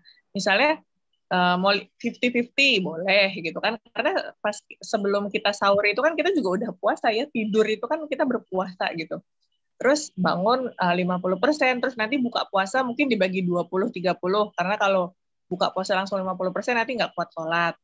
Nah, terus atau 30-30-30, boleh yang mana aja, mana yang nyaman seperti itu ya. Jadi dibagi aja distribusi kalorinya. Nah, kalau misalnya kebanyakan orang itu meninggalkan sarapan, akhirnya malah dia over di makan di cemilan, biasanya di selingan pagi, terus di makan siang, atau mungkin sampai makan sorenya gitu. Akhirnya ya tetap aja kalorinya berlebihan gitu. Dan ngemil itu kadang-kadang kita nggak sadar ya, kecil-kecil itu kalorinya besar. Apakah itu keripik, kerupuk, kacang goreng? Gitu. Nah, itu pengalaman saya juga itu Mbak. Ketika awal-awal dulu itu sadar tadi ya, saya kasih nutrition fact tadi ya. Saya tuh ngelihat di keripik you call it Cheetos, Citato dan sebagainya macam-macam. Gede banget, luar biasa. Padahal kenyang kagak gitu kan. Jadi rugi banget gitu kan. Kalau kalori besar kenyang oke lah gitu. Tapi kalau kalori besar nggak kenyang itu wah rugi bandar gitu kan. Gitu. Jadi tadi kita harus tahu kalorinya berapa. Bener-bener. Itu. Jadi emang kita harus hati-hati dengan cemilan-cemilan itu. Makanya saya sering banget tuh kalau misalnya apalagi untuk pasien-pasien yang obes gitu ya. Coba deh cemilannya diganti dulu. Cemilannya diganti apa? Diganti buah. Itu kan buah manis, nanti gulanya nambah berat badan saya. Oh enggak, gula itu buah itu fruktosa kan. Fruktosa kan udah dari sananya ya, udah alami gitu, bukan buatan gitu. Jadi insya Allah lebih aman, dan dia itu kan seratnya tinggi, jadi kenyangnya lebih lama. Kayak kemarin ada teman-teman yang ikut kelas menyusun menu saya, memang hitung kalori. Dia cuma mikir sarapan saya 200 kalori itu apa ya gitu kan. Terus dia bikin akhirnya roti dengan selai. Nah, terus dia nulis tuh, dia baca di nutrition fact-nya kayaknya ya. Selainya itu 1 sendok makan itu 180 kilokalori, dia tulis di situ. Akhirnya cuma dengan 2 roti sama strawberry itu udah terpenuhi itu. Terus saya bilang gini, Mbak, suka ini nggak? Suka salad nggak? Atau sayur-sayuran nggak? Suka, Mbak. Kenapa? Gimana kalau rotinya diganti nggak pakai selai, tapi diganti dengan sayur gitu ya, dengan sayur, atau mungkin kalau dia suka ditambah telur juga boleh gitu. Akhirnya dia rancang ulang nih, dia lihat lagi telur kalorinya berapa, terus si selada, tomat gitu ya, dia dia hitung, ternyata berkurangnya banyak banget gitu. Terus saya bilang, nah, itu lebih baik Mbak, nah, itu kan banyak seratnya ya, ada sayur-sayurannya nih, banyak seratnya, insya Allah kenyangnya juga lebih lama dibandingkan dia pakai selai. Selai itu kan masuk karbohidrat sederhana ya, masuk karbohidrat simplex, manis, cepat kenyang iya, tapi nanti cepat lapar gitu. Sayang sekali nanti dia cepat lapar lagi di jam selingan, akhirnya malah over kalori lagi seperti itu. Terus dia langsung oh gitu ya, wah jadi semangat nih gitu kan, ternyata masih bisa nambah 1 lembar roti misalnya gitu kan. Jadi happy juga kalau misalnya sudah memilih bahan makanan yang tepat, malah nggak perlu yang strict banget harus ngurangin gitu kan, malah bisa dicari alternatifnya gitu. Jadi ini menjawab yang di bawahnya juga ya, menjalankan pola diet yang benar dan sehat. Ya, Jadi betul. pola dietnya itu ya sebenarnya memang nggak harus di jam yang sama kayak tadi Dokter Adit bilang harus jam 12 kalau lewat cheating gitu kan, ya enggak sih. Tapi ada range waktunya gitu. 5 kali makan itu kan bisa diatur-atur sekitar jam berapa ya gitu. Paling nggak jedanya ada 2 sampai 3 jam lah. Karena kalau waktu makan terlalu berdekatan, terus juga kalorinya jadi besar, nanti pankreasnya menggeh-menggeh gitu ya. Aduh, baru juga ini ngubah glukosa jadi glikogen, udah ada kerjaan lagi banyak lagi gitu kan, lama-lama dia menyerah nanti pankreasnya. Ya nggak, Dit? Ya, betul. Gitu. Oke. Nah, itu ya. Pertanyaan tadi, terus yang kemudian selanjutnya. Berbeda untuk yang bekerja di lokasi yang aktivitas fisiknya lebih banyak dilakukan di tempat kerja. Iya, faktor aktivitasnya pengalinya lebih banyak dibandingkan dengan yang cuma rebahan di rumah. Kalau rebahan di rumah mungkin faktor pengalinya cuma dikali 1 atau dikali 1,1. Kalau yang di lapangan lebih banyak, bisa 1,3, 1,4. Jadi akhirnya kebutuhan energinya, total energi ekspenditurnya jadi lebih besar. Tapi insya Allah itu sebanding dengan kalori yang dikeluarkan. Begitu. Oke. Ini kayaknya itu ya, banyak yang tertarik sama kelas menyusun menunya Mbak Paramita nanti ya. Nanti insya Allah kita sharing di WhatsApp grup ya. Gitu nanti yes. Biar karena memang banyak pertanyaan-pertanyaan teknis. Contoh kayak pertanyaan ini, dia untuk anak-anak dengan usia 10 tahun tinggi 145 gitu. Saya harus menjawab ini, takutnya nanti anaknya disuruh nurunin berat badan beneran. Jadi kalau untuk anak dalam pertumbuhan nggak boleh dikasih diet defisit kalori. Yang boleh adalah menaikkan aktivitas karena dia dalam masa pertumbuhannya. Ini udah ketok palu banget nih di antara para dietitian bahwa anak yang obesitas tidak boleh disuruh defisit kalori.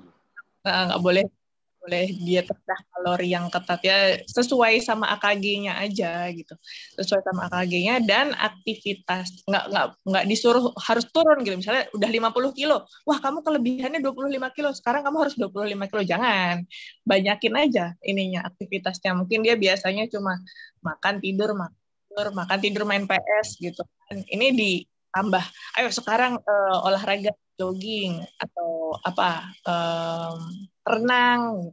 Tapi renang lagi bahaya juga ya hari ini kalau di tempat umum maksudnya. Jadi itu ya Bu, Bu Dian, ditambahkan aktivitasnya. Apalagi udah 10 tahun nih, udah hobi banget main, biasanya main sepak bola main basket atau apa gitu, supaya dia semakin bugar. Nice. Okay. Cara sehat berat badan dengan diet kolesterol, pilihan makan dan cara pengolahan. Karena kolesterol itu sebenarnya nggak sebanding dengan harus gendut ya. Itu suami saya dulu kurus, nggak gendut, tapi kolesterolnya 475. Untung nggak jadi pasiennya dokter Adit. Saya aja bingung. 475 masih bisa naik motor sendiri. Jadi ini pola makannya. Saya barusan ini dikabarin sama klien saya, ya suaminya minggu lalu tanggal 24 Februari kolesterolnya 294. Berat badannya ideal, normal gitu, nggak obes. Bahkan turunnya banyak. Terus gimana nih biar kolesterolnya turun? Selain minum obat, karena ada obat kan pasti dari dokter, itu saya sarankan untuk mengubah cara pengolahan makanannya sama tingkatkan olahraganya. Jadi dari tanggal 24 Februari, sekarang tanggal 6 Maret, dan hari ini kolesterolnya 130, alhamdulillah. Udah turun banyak. Yang dulu suami saya juga dari 475, dalam waktu minggu saya itu dibantu sama obat juga, jadi 210. Jadi berkurangnya banyak. Ngefek banget cara pengolahan makanan dengan penurunan kadar kolesterol itu sangat berpengaruh. Apa dia sekarang tidak makan gorengan? Masih, tapi ya nggak over gitu. Jadi masih boleh makan goreng. Dulu sih nggak, pas dari 475 itu memang tidak. Jadi selama seminggu itu makanannya itu nggak rebusan ya, karena ini kan makan buat sekeluarga, buat anaknya dan juga buat istrinya gitu. Jadi makannya bukan rebusan dan kukus-kukus aja. Makannya itu diganti menjadi sayur sop, sayur bening, dan tumis-tumisan. No deep frying waktu itu. Sekarang sudah deep frying lagi. Gitu. Jadi insya Allah sampai batas waktu yang ditargetkan memang harus ketat dulu. Ya seperti halnya mesti pasien-pasiennya Dokter Adit nih ada fase-fase itu memang harus strict dulu ya. Jadi ya. Ya, ada kalau awal-awal biasanya iya, tapi jangka panjang biasa ya. kok. Nanti kalau udah normal lagi nih, tensinya udah normal gitu ya, Dit ya. Kolesterol udah normal ya, boleh lagi makan soto Sokaraja. Saya dulu waktu zamannya internship di Banyumas tuh sampai stres gara-gara tiap beli soto selalu dikasih bumbu kacang. Aduh, sekali sih nggak apa-apa, lama-lama enak juga. Oke, ini dari low carb. Nasi turun 25 kilo, tapi terasa di tubuh. Justru merasa lebih baik dengan makan nasi lagi dan seimbang makro dan mikro walau BB stuck. Iya, Mbak. Apa namanya? Mungkin jadi itu ya, jadi hipoglikemi kali ini ya. Iya, gitu. Jadi itulah jangan lagi pantang nasi ya. Ya kultur kita kan nasi ya, gitu. Nasi jangan sampai kita nol nasi sama sekali gitu. Ya kalau memang nggak suka nasi nggak masalah gitu. Cuma kalau memang kultur kita biasa makan nasi, terus kemudian karena hanya diet terus kemudian nasi diharamkan dalam tanda kutip ya jangan ya gitu. Kalau diganti, jadi saya juga alhamdulillah sekarang sudah nasinya nasi merah gitu kan. Anak-anak juga sudah terbiasa nasi merah gitu. Cuma kan tetap nasi. Tapi apakah masih makan nasi putih ya jelas masih gitu kan. Kadang-kadang kalau fried chicken gitu kan, itu juga enaknya pakai nasi putih gitu kan, gitu. Tapi kan nggak akan sering-sering gitu. Jadi jangan sampai. Ya tadi sih, insya Allah betul. Kalau low carb apalagi yang ini ya very low carbs itu habis itu hipoglikemi itu nanti nggak beres semuanya. Kita lemes, ya mood swing tadi, terus kemudian ya itu impact dari luar ya, tapi di dalam ya nggak kelihatan organnya. Kasihan semua karena bensinnya kan dari karbohidrat terutama ya untuk yang akut untuk yang langsung dipakai kan karbohidrat. Ya. Karena dia memang sumber energi pertama pecah ya Dit ya, yang pertama ya, betul. Itu kan karbohidrat, yang kedua lemak. Nah, kalau yang ini nih yang menolkan karbohidrat atau very low-kan karbohidrat itu karena memang tujuannya dia memecah lemak dengan cara nggak masukin karbohidrat kan. Tapi ya nggak imbang gitu jadinya. Memang tujuan dia itu yang ngejar si lemak-lemak ini dipecah gitu. Tapi kalau kita lihat juga akhirnya yang ngejalanin malah pucet-pucet ya Dit ya. Kita pernah ngegibahin korban-korban. Iya gitu. Banyak kelihatan sekali. Itu nggak fresh. Gitu. Karena ya memang seperti itu urutannya nih, urutan makronutrien yang dipecah di tubuh, cadangan makronutrien yang dipecah di dalam tubuh kita itu pertama karbo, kedua lemak, ketiga protein. Nah, kalau protein ini udah bahaya karena dia kan Otot cadangan ya. terakhir, cadangan terakhir itu. Nah, itu nanti nyambung ke bawah. Nah, saya juga pengen ini nih sekalian nanya ke Adit juga. Kan tadi Adit memilih nasi merah karena ini ya indeks glikemiknya dia kan lebih rendah, jadi Ya. kenyangnya juga lebih lama dan Ya. kalorinya kalau misalnya dia porsinya sedikit tuh dia udah ngenyangin gitu kan, nggak perlu. Kalau saya ke ibu mertua saya, karena ibu mertua saya itu tiap makan nasi putih itu gula darahnya nggak terkontrol sampai 300 gitu. Udah coba sedikit banget, kalau sedikit banget kan nanti kasihan ya hipoglikemi gitu kan. Akhirnya saya sarankan nasi merah aja deh Bu. Ternyata pas nasi merah gula darahnya kontrol gitu. Apa nih buat penderita diabetes.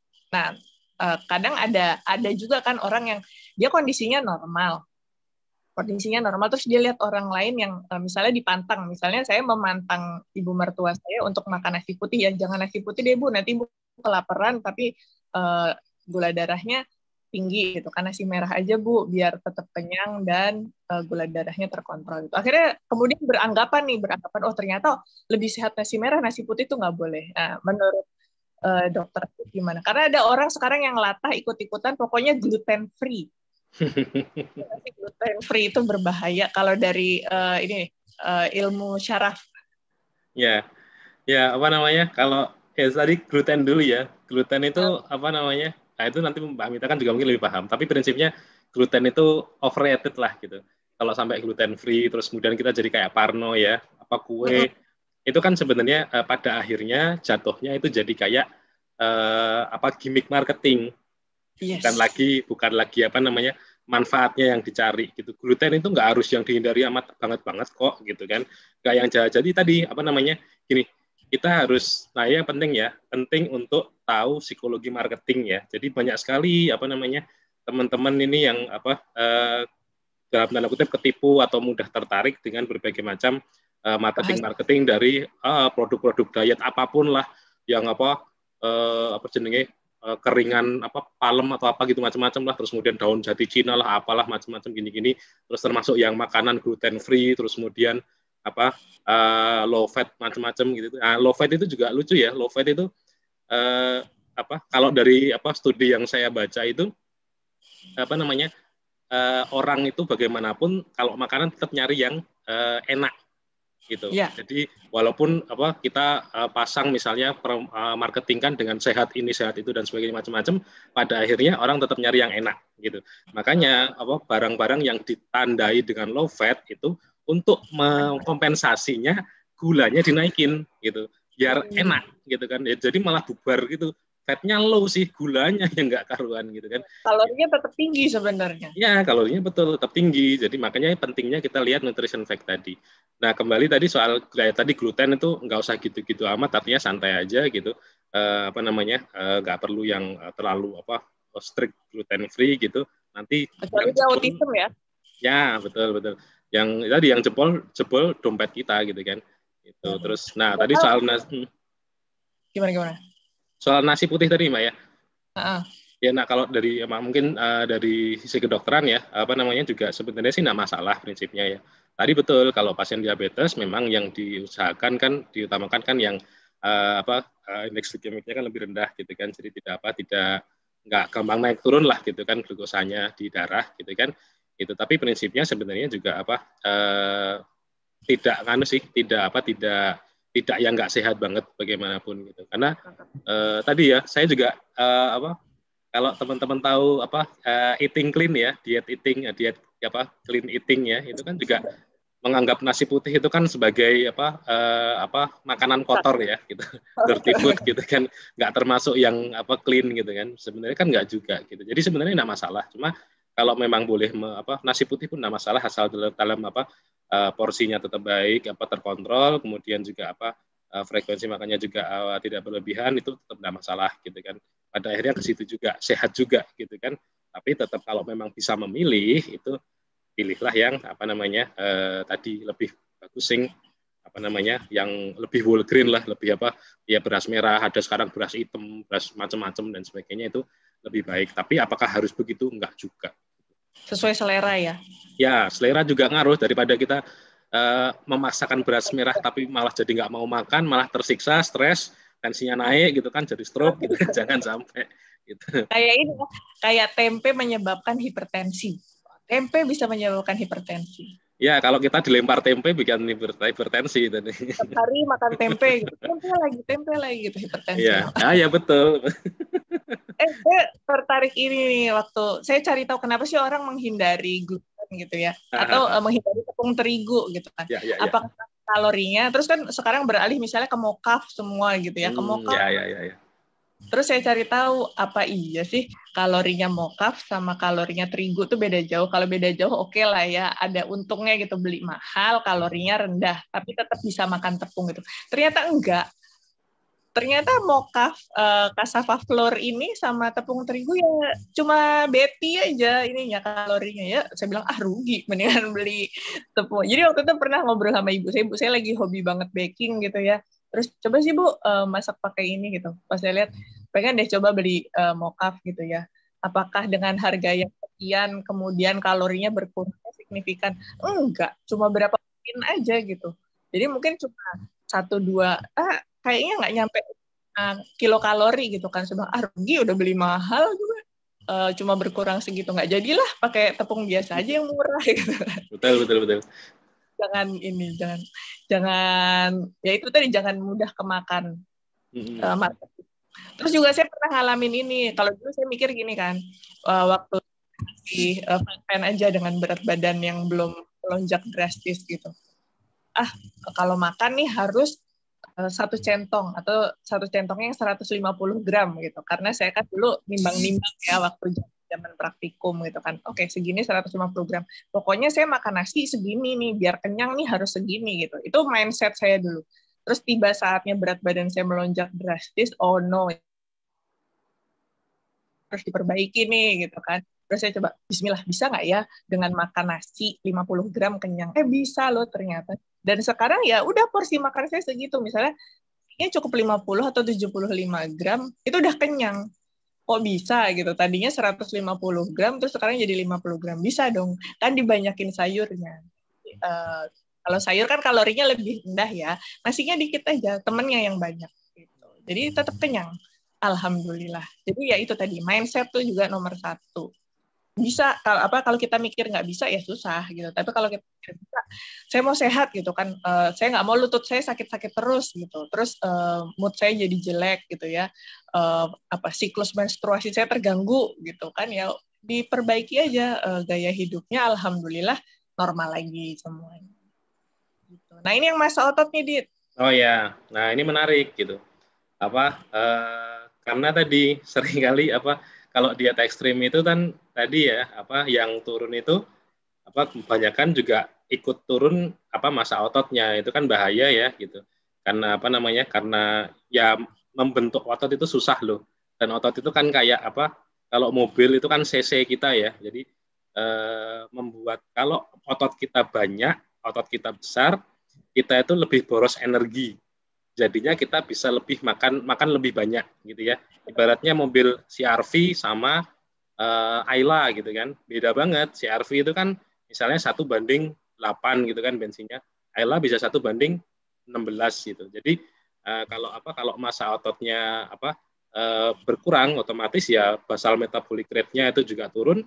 Kita makan dikit aja bisa jadi gemuk lagi gitu ya. Nah terus kemudian ciri-cirinya otot turun ya tadi bisa dari penampakan kita gitu kan, kita bisa melihat badan tubuh kita ngaca gitu kan, terus bisa kelihatan lah lekuk tubuh kita gitu kan, kalau pas kita misalnya di kamar mandi sambil berkaca gitu bagaimana kondisinya sama kemarin gitu kan, bisa seperti itu. Atau juga tadi kita jadi kurang fit gitu karena otot kita kerja sehari-hari, jalan macam-macam gitu kan, bahkan olahraga terutama itu kan juga yang salah satu yang penting selain ya tulang kan juga otot juga gitu kan, yang sebagai motor penggeraknya yang diinisiasi sama saraf gitu kan, itu juga tadi kalau itu turun ya nanti akan performa kita akan turun jadi biasanya bisa goes misalnya sampai 100 kilo sekarang goes 20 kilo udah nggak bisa dan sebagainya gitu. Nah tadi jadi intinya hati-hati gitu jangan sampai massa otot kita yang turun gitu dengan cara apa untuk menjaganya ya tadi dengan menerapkan gaya hidup sehat sama olahraga. Nah olahraga ini panjang lagi ceritanya karena ini jadi olahraganya ini ya salah milih olahraga bisa jadi di kardio. Nah ini loh ini yang banyak orang-orang tahu itu yang banyak orang-orang nggak tahu itu ada jenis olahraga yang namanya resistant training gitu kan olahraga angkat beban gitu. Selama ini saya pun juga sama gitu kan dulu juga taunya olahraga apa sih ya lari ya sepeda ya renang gitu kan kardio semua gitu. Kita lupa bahwa ternyata ada yang bukan lebih penting yang sama-sama pentingnya tapi selama ini dilupakan gitu resistant training gitu. Kita menganggap kalau angkat beban itu cuma buat binaraga. Kita menganggap kalau ya tadi pakai barbel, pakai dumbbell gitu kan. Padahal itu penting sekali gitu. Nah, itu nanti panjang ceritanya. Nanti teman-teman bisa cek dulu lah di IG saya sudah saya bahas juga beberapa tentang itu gitu. Jadi untuk mempertahankan massa otot dan meningkatkannya itu olahraga resistant training itu harus diperbanyak gitu. Kombinasinya dengan kardio itu disesuaikan. Kalau saya pribadi begini, olahraga kardio yang saya pilih, yang saya suka, yang saya bisa tahan lama itu goes ya, sepedaan kayak tadi pagi saya sepedaan 1,5 jaman, hampir 2 jam itu 40 km gitu, itu kardio. Tapi di rumah saya juga di hari yang lain gitu saya ketika saya nggak kardio, ketika saya nggak goes, saya angkat beban gitu. Saya ada barbel sama dumbbell gitu. Juga ada nggak harus pakai alat sih. Resistant training itu push up bisa, terus kemudian squat gitu-gitu ya, macam-macam gitu ya. Itu nanti pembahasannya panjang. Tapi intinya itu jangan lupa olahraga itu nggak cuma sepedaan, nggak cuma lari, nggak cuma renang gitu. Ada olahraga lain yang juga nggak kalah penting gitu. Itu untuk menjaga massa otot, untuk meningkatkan massa otot. Mungkin begitu ya. Iya, betul. Terus apa tadi? Oh ini ya, pakai diet keseimbangan. Apa itu diet keseimbangan itu apa itu? Nggak tahu.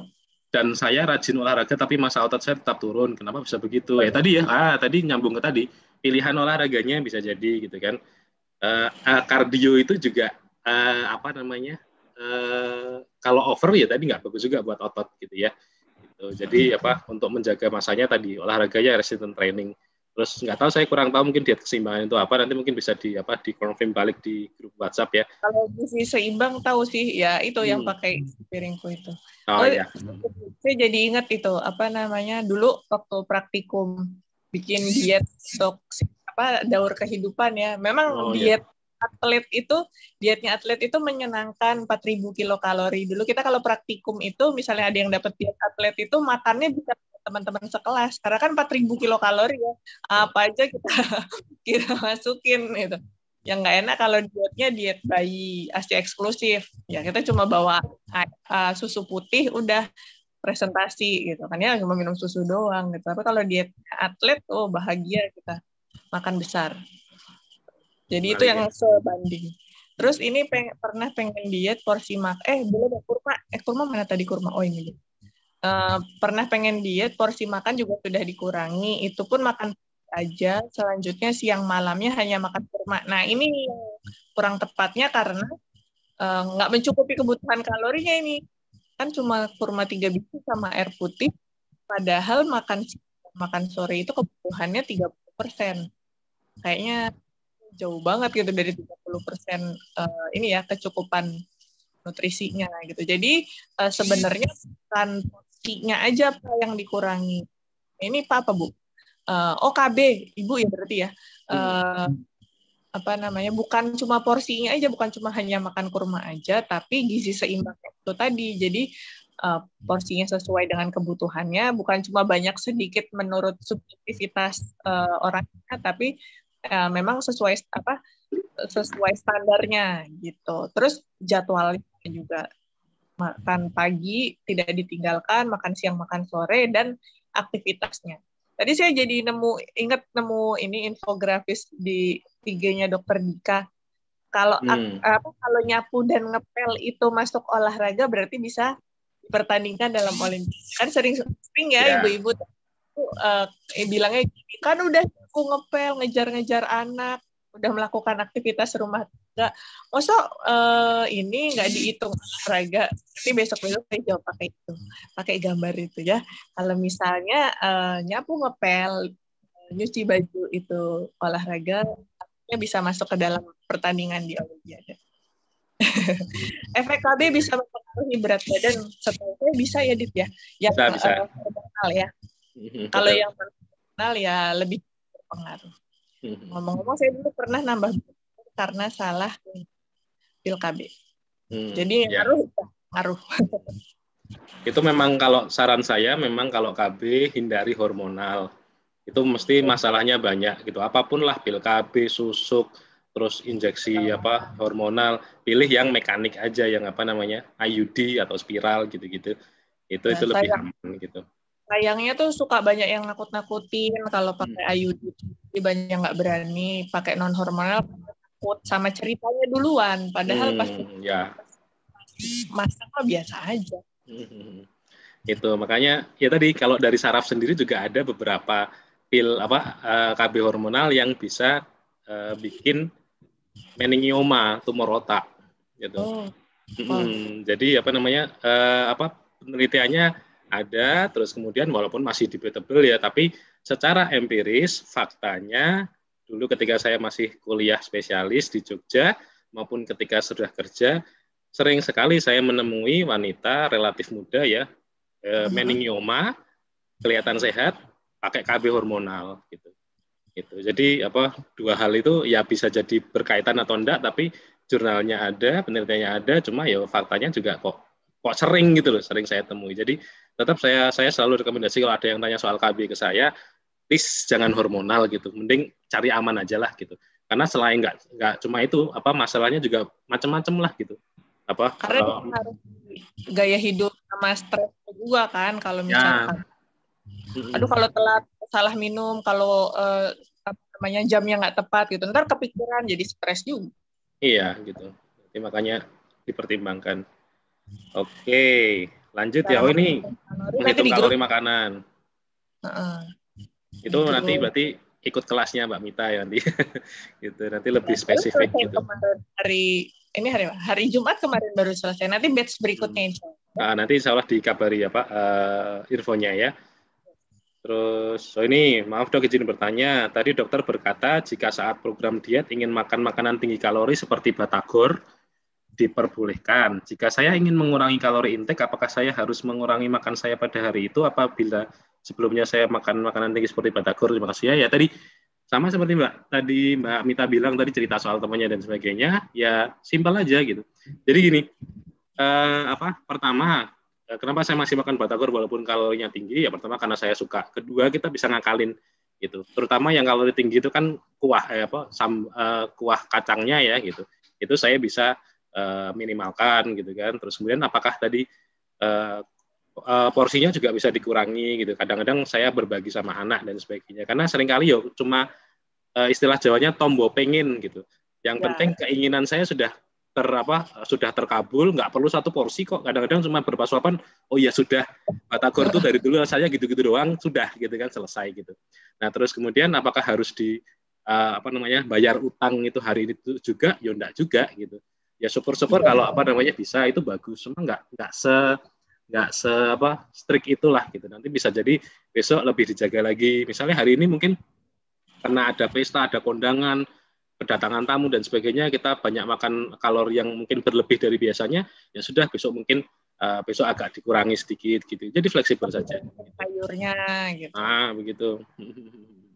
Okay. Karena sayur itu kalau porsinya besar juga kalorinya nggak tinggi gitu. Jadi enaknya itu mau banyak, apalagi kalau ya sayur-sayur yang warnanya nggak itu kalorinya tuh rendah banget. Mau dibanyakin apa juga, mau 2 mangkok juga ini kalorinya nggak ketinggian gitu. Bahkan karena seratnya tinggi, dia kenyangnya jadi lebih lama.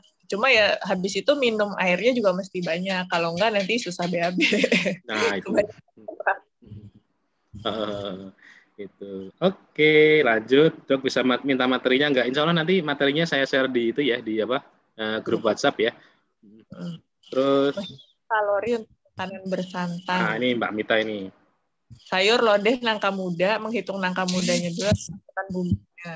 Bagaimana soal kuah santannya? Ya jadi kalau saya hitung menggunakan fat secret. Ya jadi emang biasanya dalam satu dalam satu menu masakan itu ya ada komponen-komponennya kan, dan itu biasanya memang dihitung satu-satu gitu. Ada sih aplikasi itu kan tergantung siapa yang masuk datanya ya. Ada mungkin yang pernah ngitung kalori lodeh, terus dia masukin lodeh, tapi kan kita nggak tahu nih komposisi lodeh versi dia apa. Kemarin ada salah satu peserta di kelas menu itu, dia nanya, Mbak, ini di tabel gitu, ada tabel namanya tabel komposisi pangan Indonesia, yaitu terbitan Kementerian Kesehatan. Mbak, di tabel ini ada capcay. Kira-kira capcaynya isinya apa? Capcay saya soalnya seadanya yang di kulkas, itu saya juga sih. Capcay saya seadanya yang di kulkas gitu kan. Nanti beda dong sama apa namanya, sama capcay yang ada di standar itu. Terus saya bilang, ya udah kalau gitu amannya di aja capcay kita gitu. Capcay, karena kan kita nggak tahu ya standar yang dipakai itu apa. Jadi ya itu tadi dihitung masaknya. Terus kalau bumbu-bumbu sih biasanya itu nggak terlalu banyak ya, tapi mau dihitung juga nggak apa-apa. Biasanya sih paling cuma 3 kilokalori atau 5 gitu. Terus kuah santan. Nah, santan ini memang kalorinya tinggi karena dia sumber lemak. Gitu. Sumber lemak itu minyak, santan ini, terus keju, butter, margarin juga gitu. Itu memang kalorinya memang tinggi dari sananya begitu.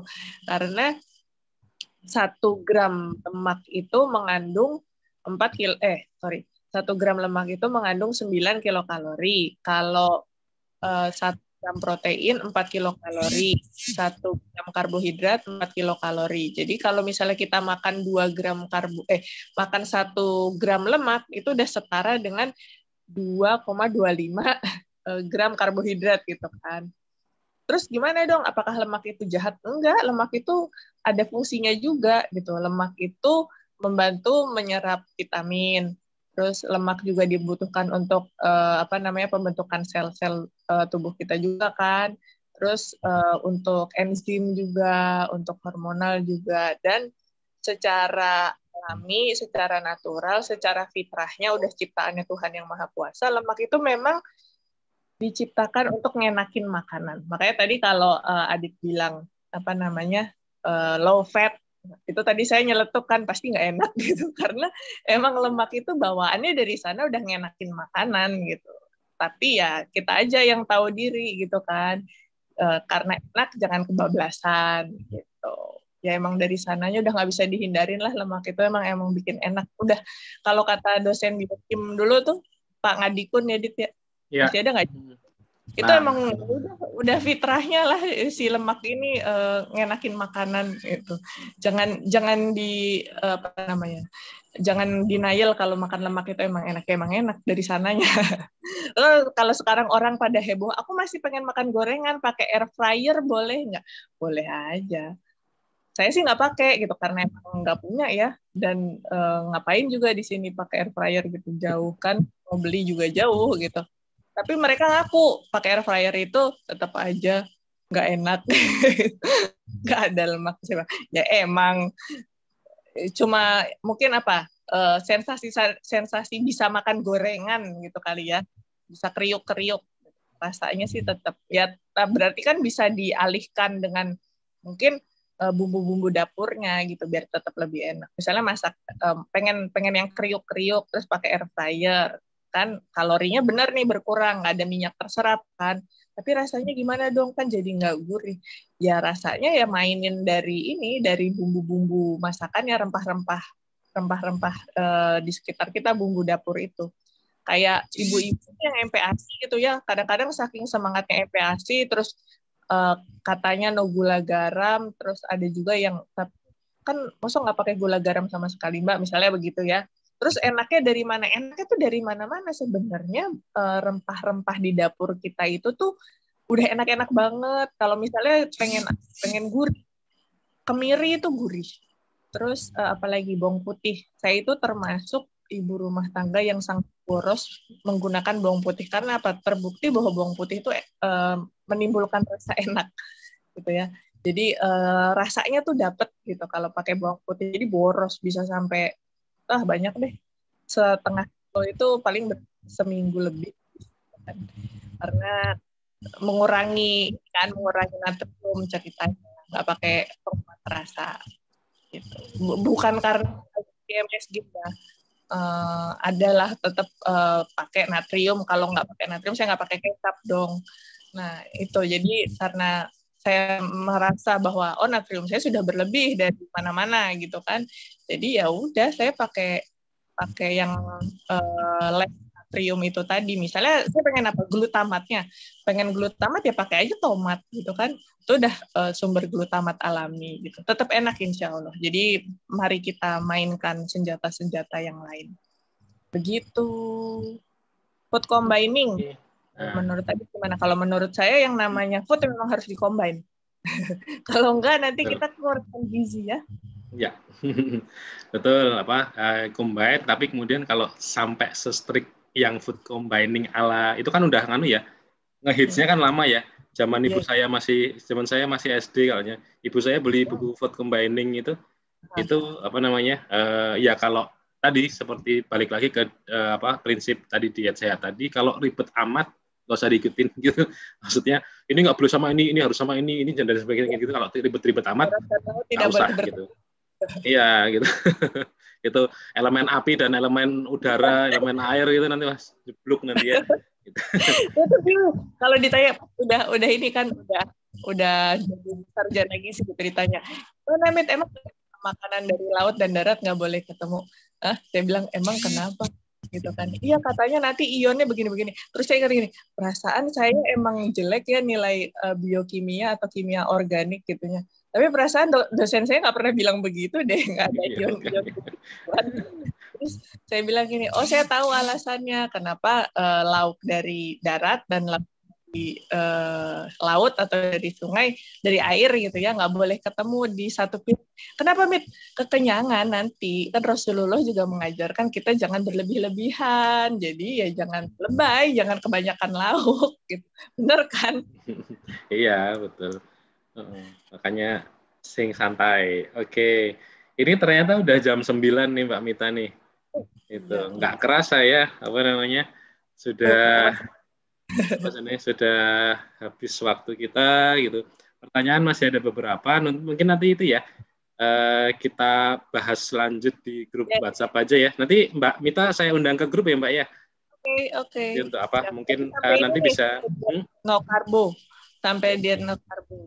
Yes, nanti bisa bisa kita bahas biasanya lewat voice note ya. Mungkin saya senang lewat itu bisa penjelasannya lebih baik atau nanti kita share. Nanti insya Allah juga akan kita share lebih banyak lagi ya materinya. Insya Allah nanti saya susun dulu. Kalau sudah selesai nanti insya Allah akan saya share di grup WhatsApp gitu. Terus biar kita lebih nyaman ya.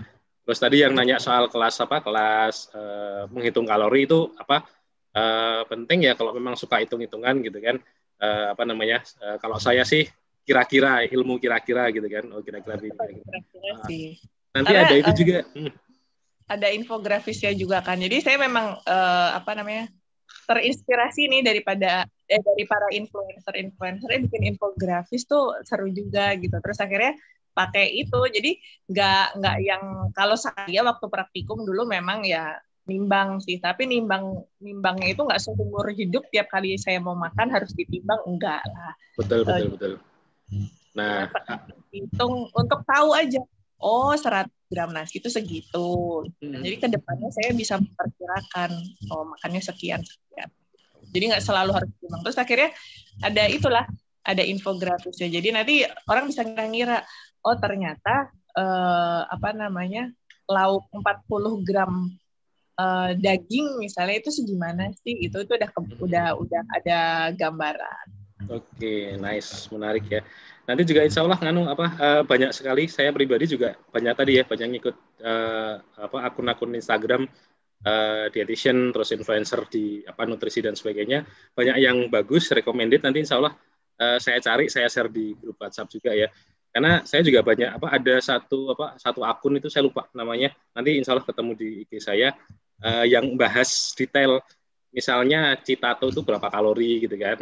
Misalnya terus kemudian sate itu berapa kalori. Jadi kita bisa ngira-ngira lah gitu. Itu bagus. Jadi saya kadang-kadang melihat itu. Nah, oke. Alhamdulillah akhirnya waktu juga yang memang harus mengakhiri perjumpaan kita ya. Alhamdulillah sampai malam sekali. Memang masih banyak kalau mau dituntaskan banyak sekali ya. Kita ngomongin pola makan aja itu ya tadi Mbak Mita itu kuliahnya berapa lama Mbak gitu 4 tahun gitu kan, terus kemudian masih kuliah S2 lagi gitu dan sebagainya macam-macam gitu kan. Itu saya juga di kedokteran juga belajar nutrisi juga, tapi nggak sebanyak Mbak Mita, juga harus belajar lagi. Jadi memang nggak bisa selesai dalam waktu 2 jam aja. Intinya kita harus terus belajar bareng-bareng gitu. Nanti sumber-sumber ilmunya dari mana mungkin saya bisa share ke teman-teman biar terus belajar gitu kan. Itu, tapi harapannya mudah-mudahan forum kali ini setidaknya bisa menginspirasi teman-teman, setidaknya bisa mungkin yang udah mau ikut diet ekstrim, low kalori defisit gitu, akhirnya bisa dapat hidayah gitu ya. Kembali ke jalan yang benar, tidak tersesat lagi gitu kan, tersesat di jalan diet gitu ya. Gitu. Nah, nanti insya Allah kalau mungkin ada komunikasi lebih lanjut, ada pertanyaan lebih lanjut juga insya Allah ada di grup WhatsApp aja. Saya insya Allah ready, nanti kalau pas luang insya Allah saya jawab dengan voice note. Nanti enaklah nanti kita jadi punya forum untuk belajar bersama di situ gitu ya.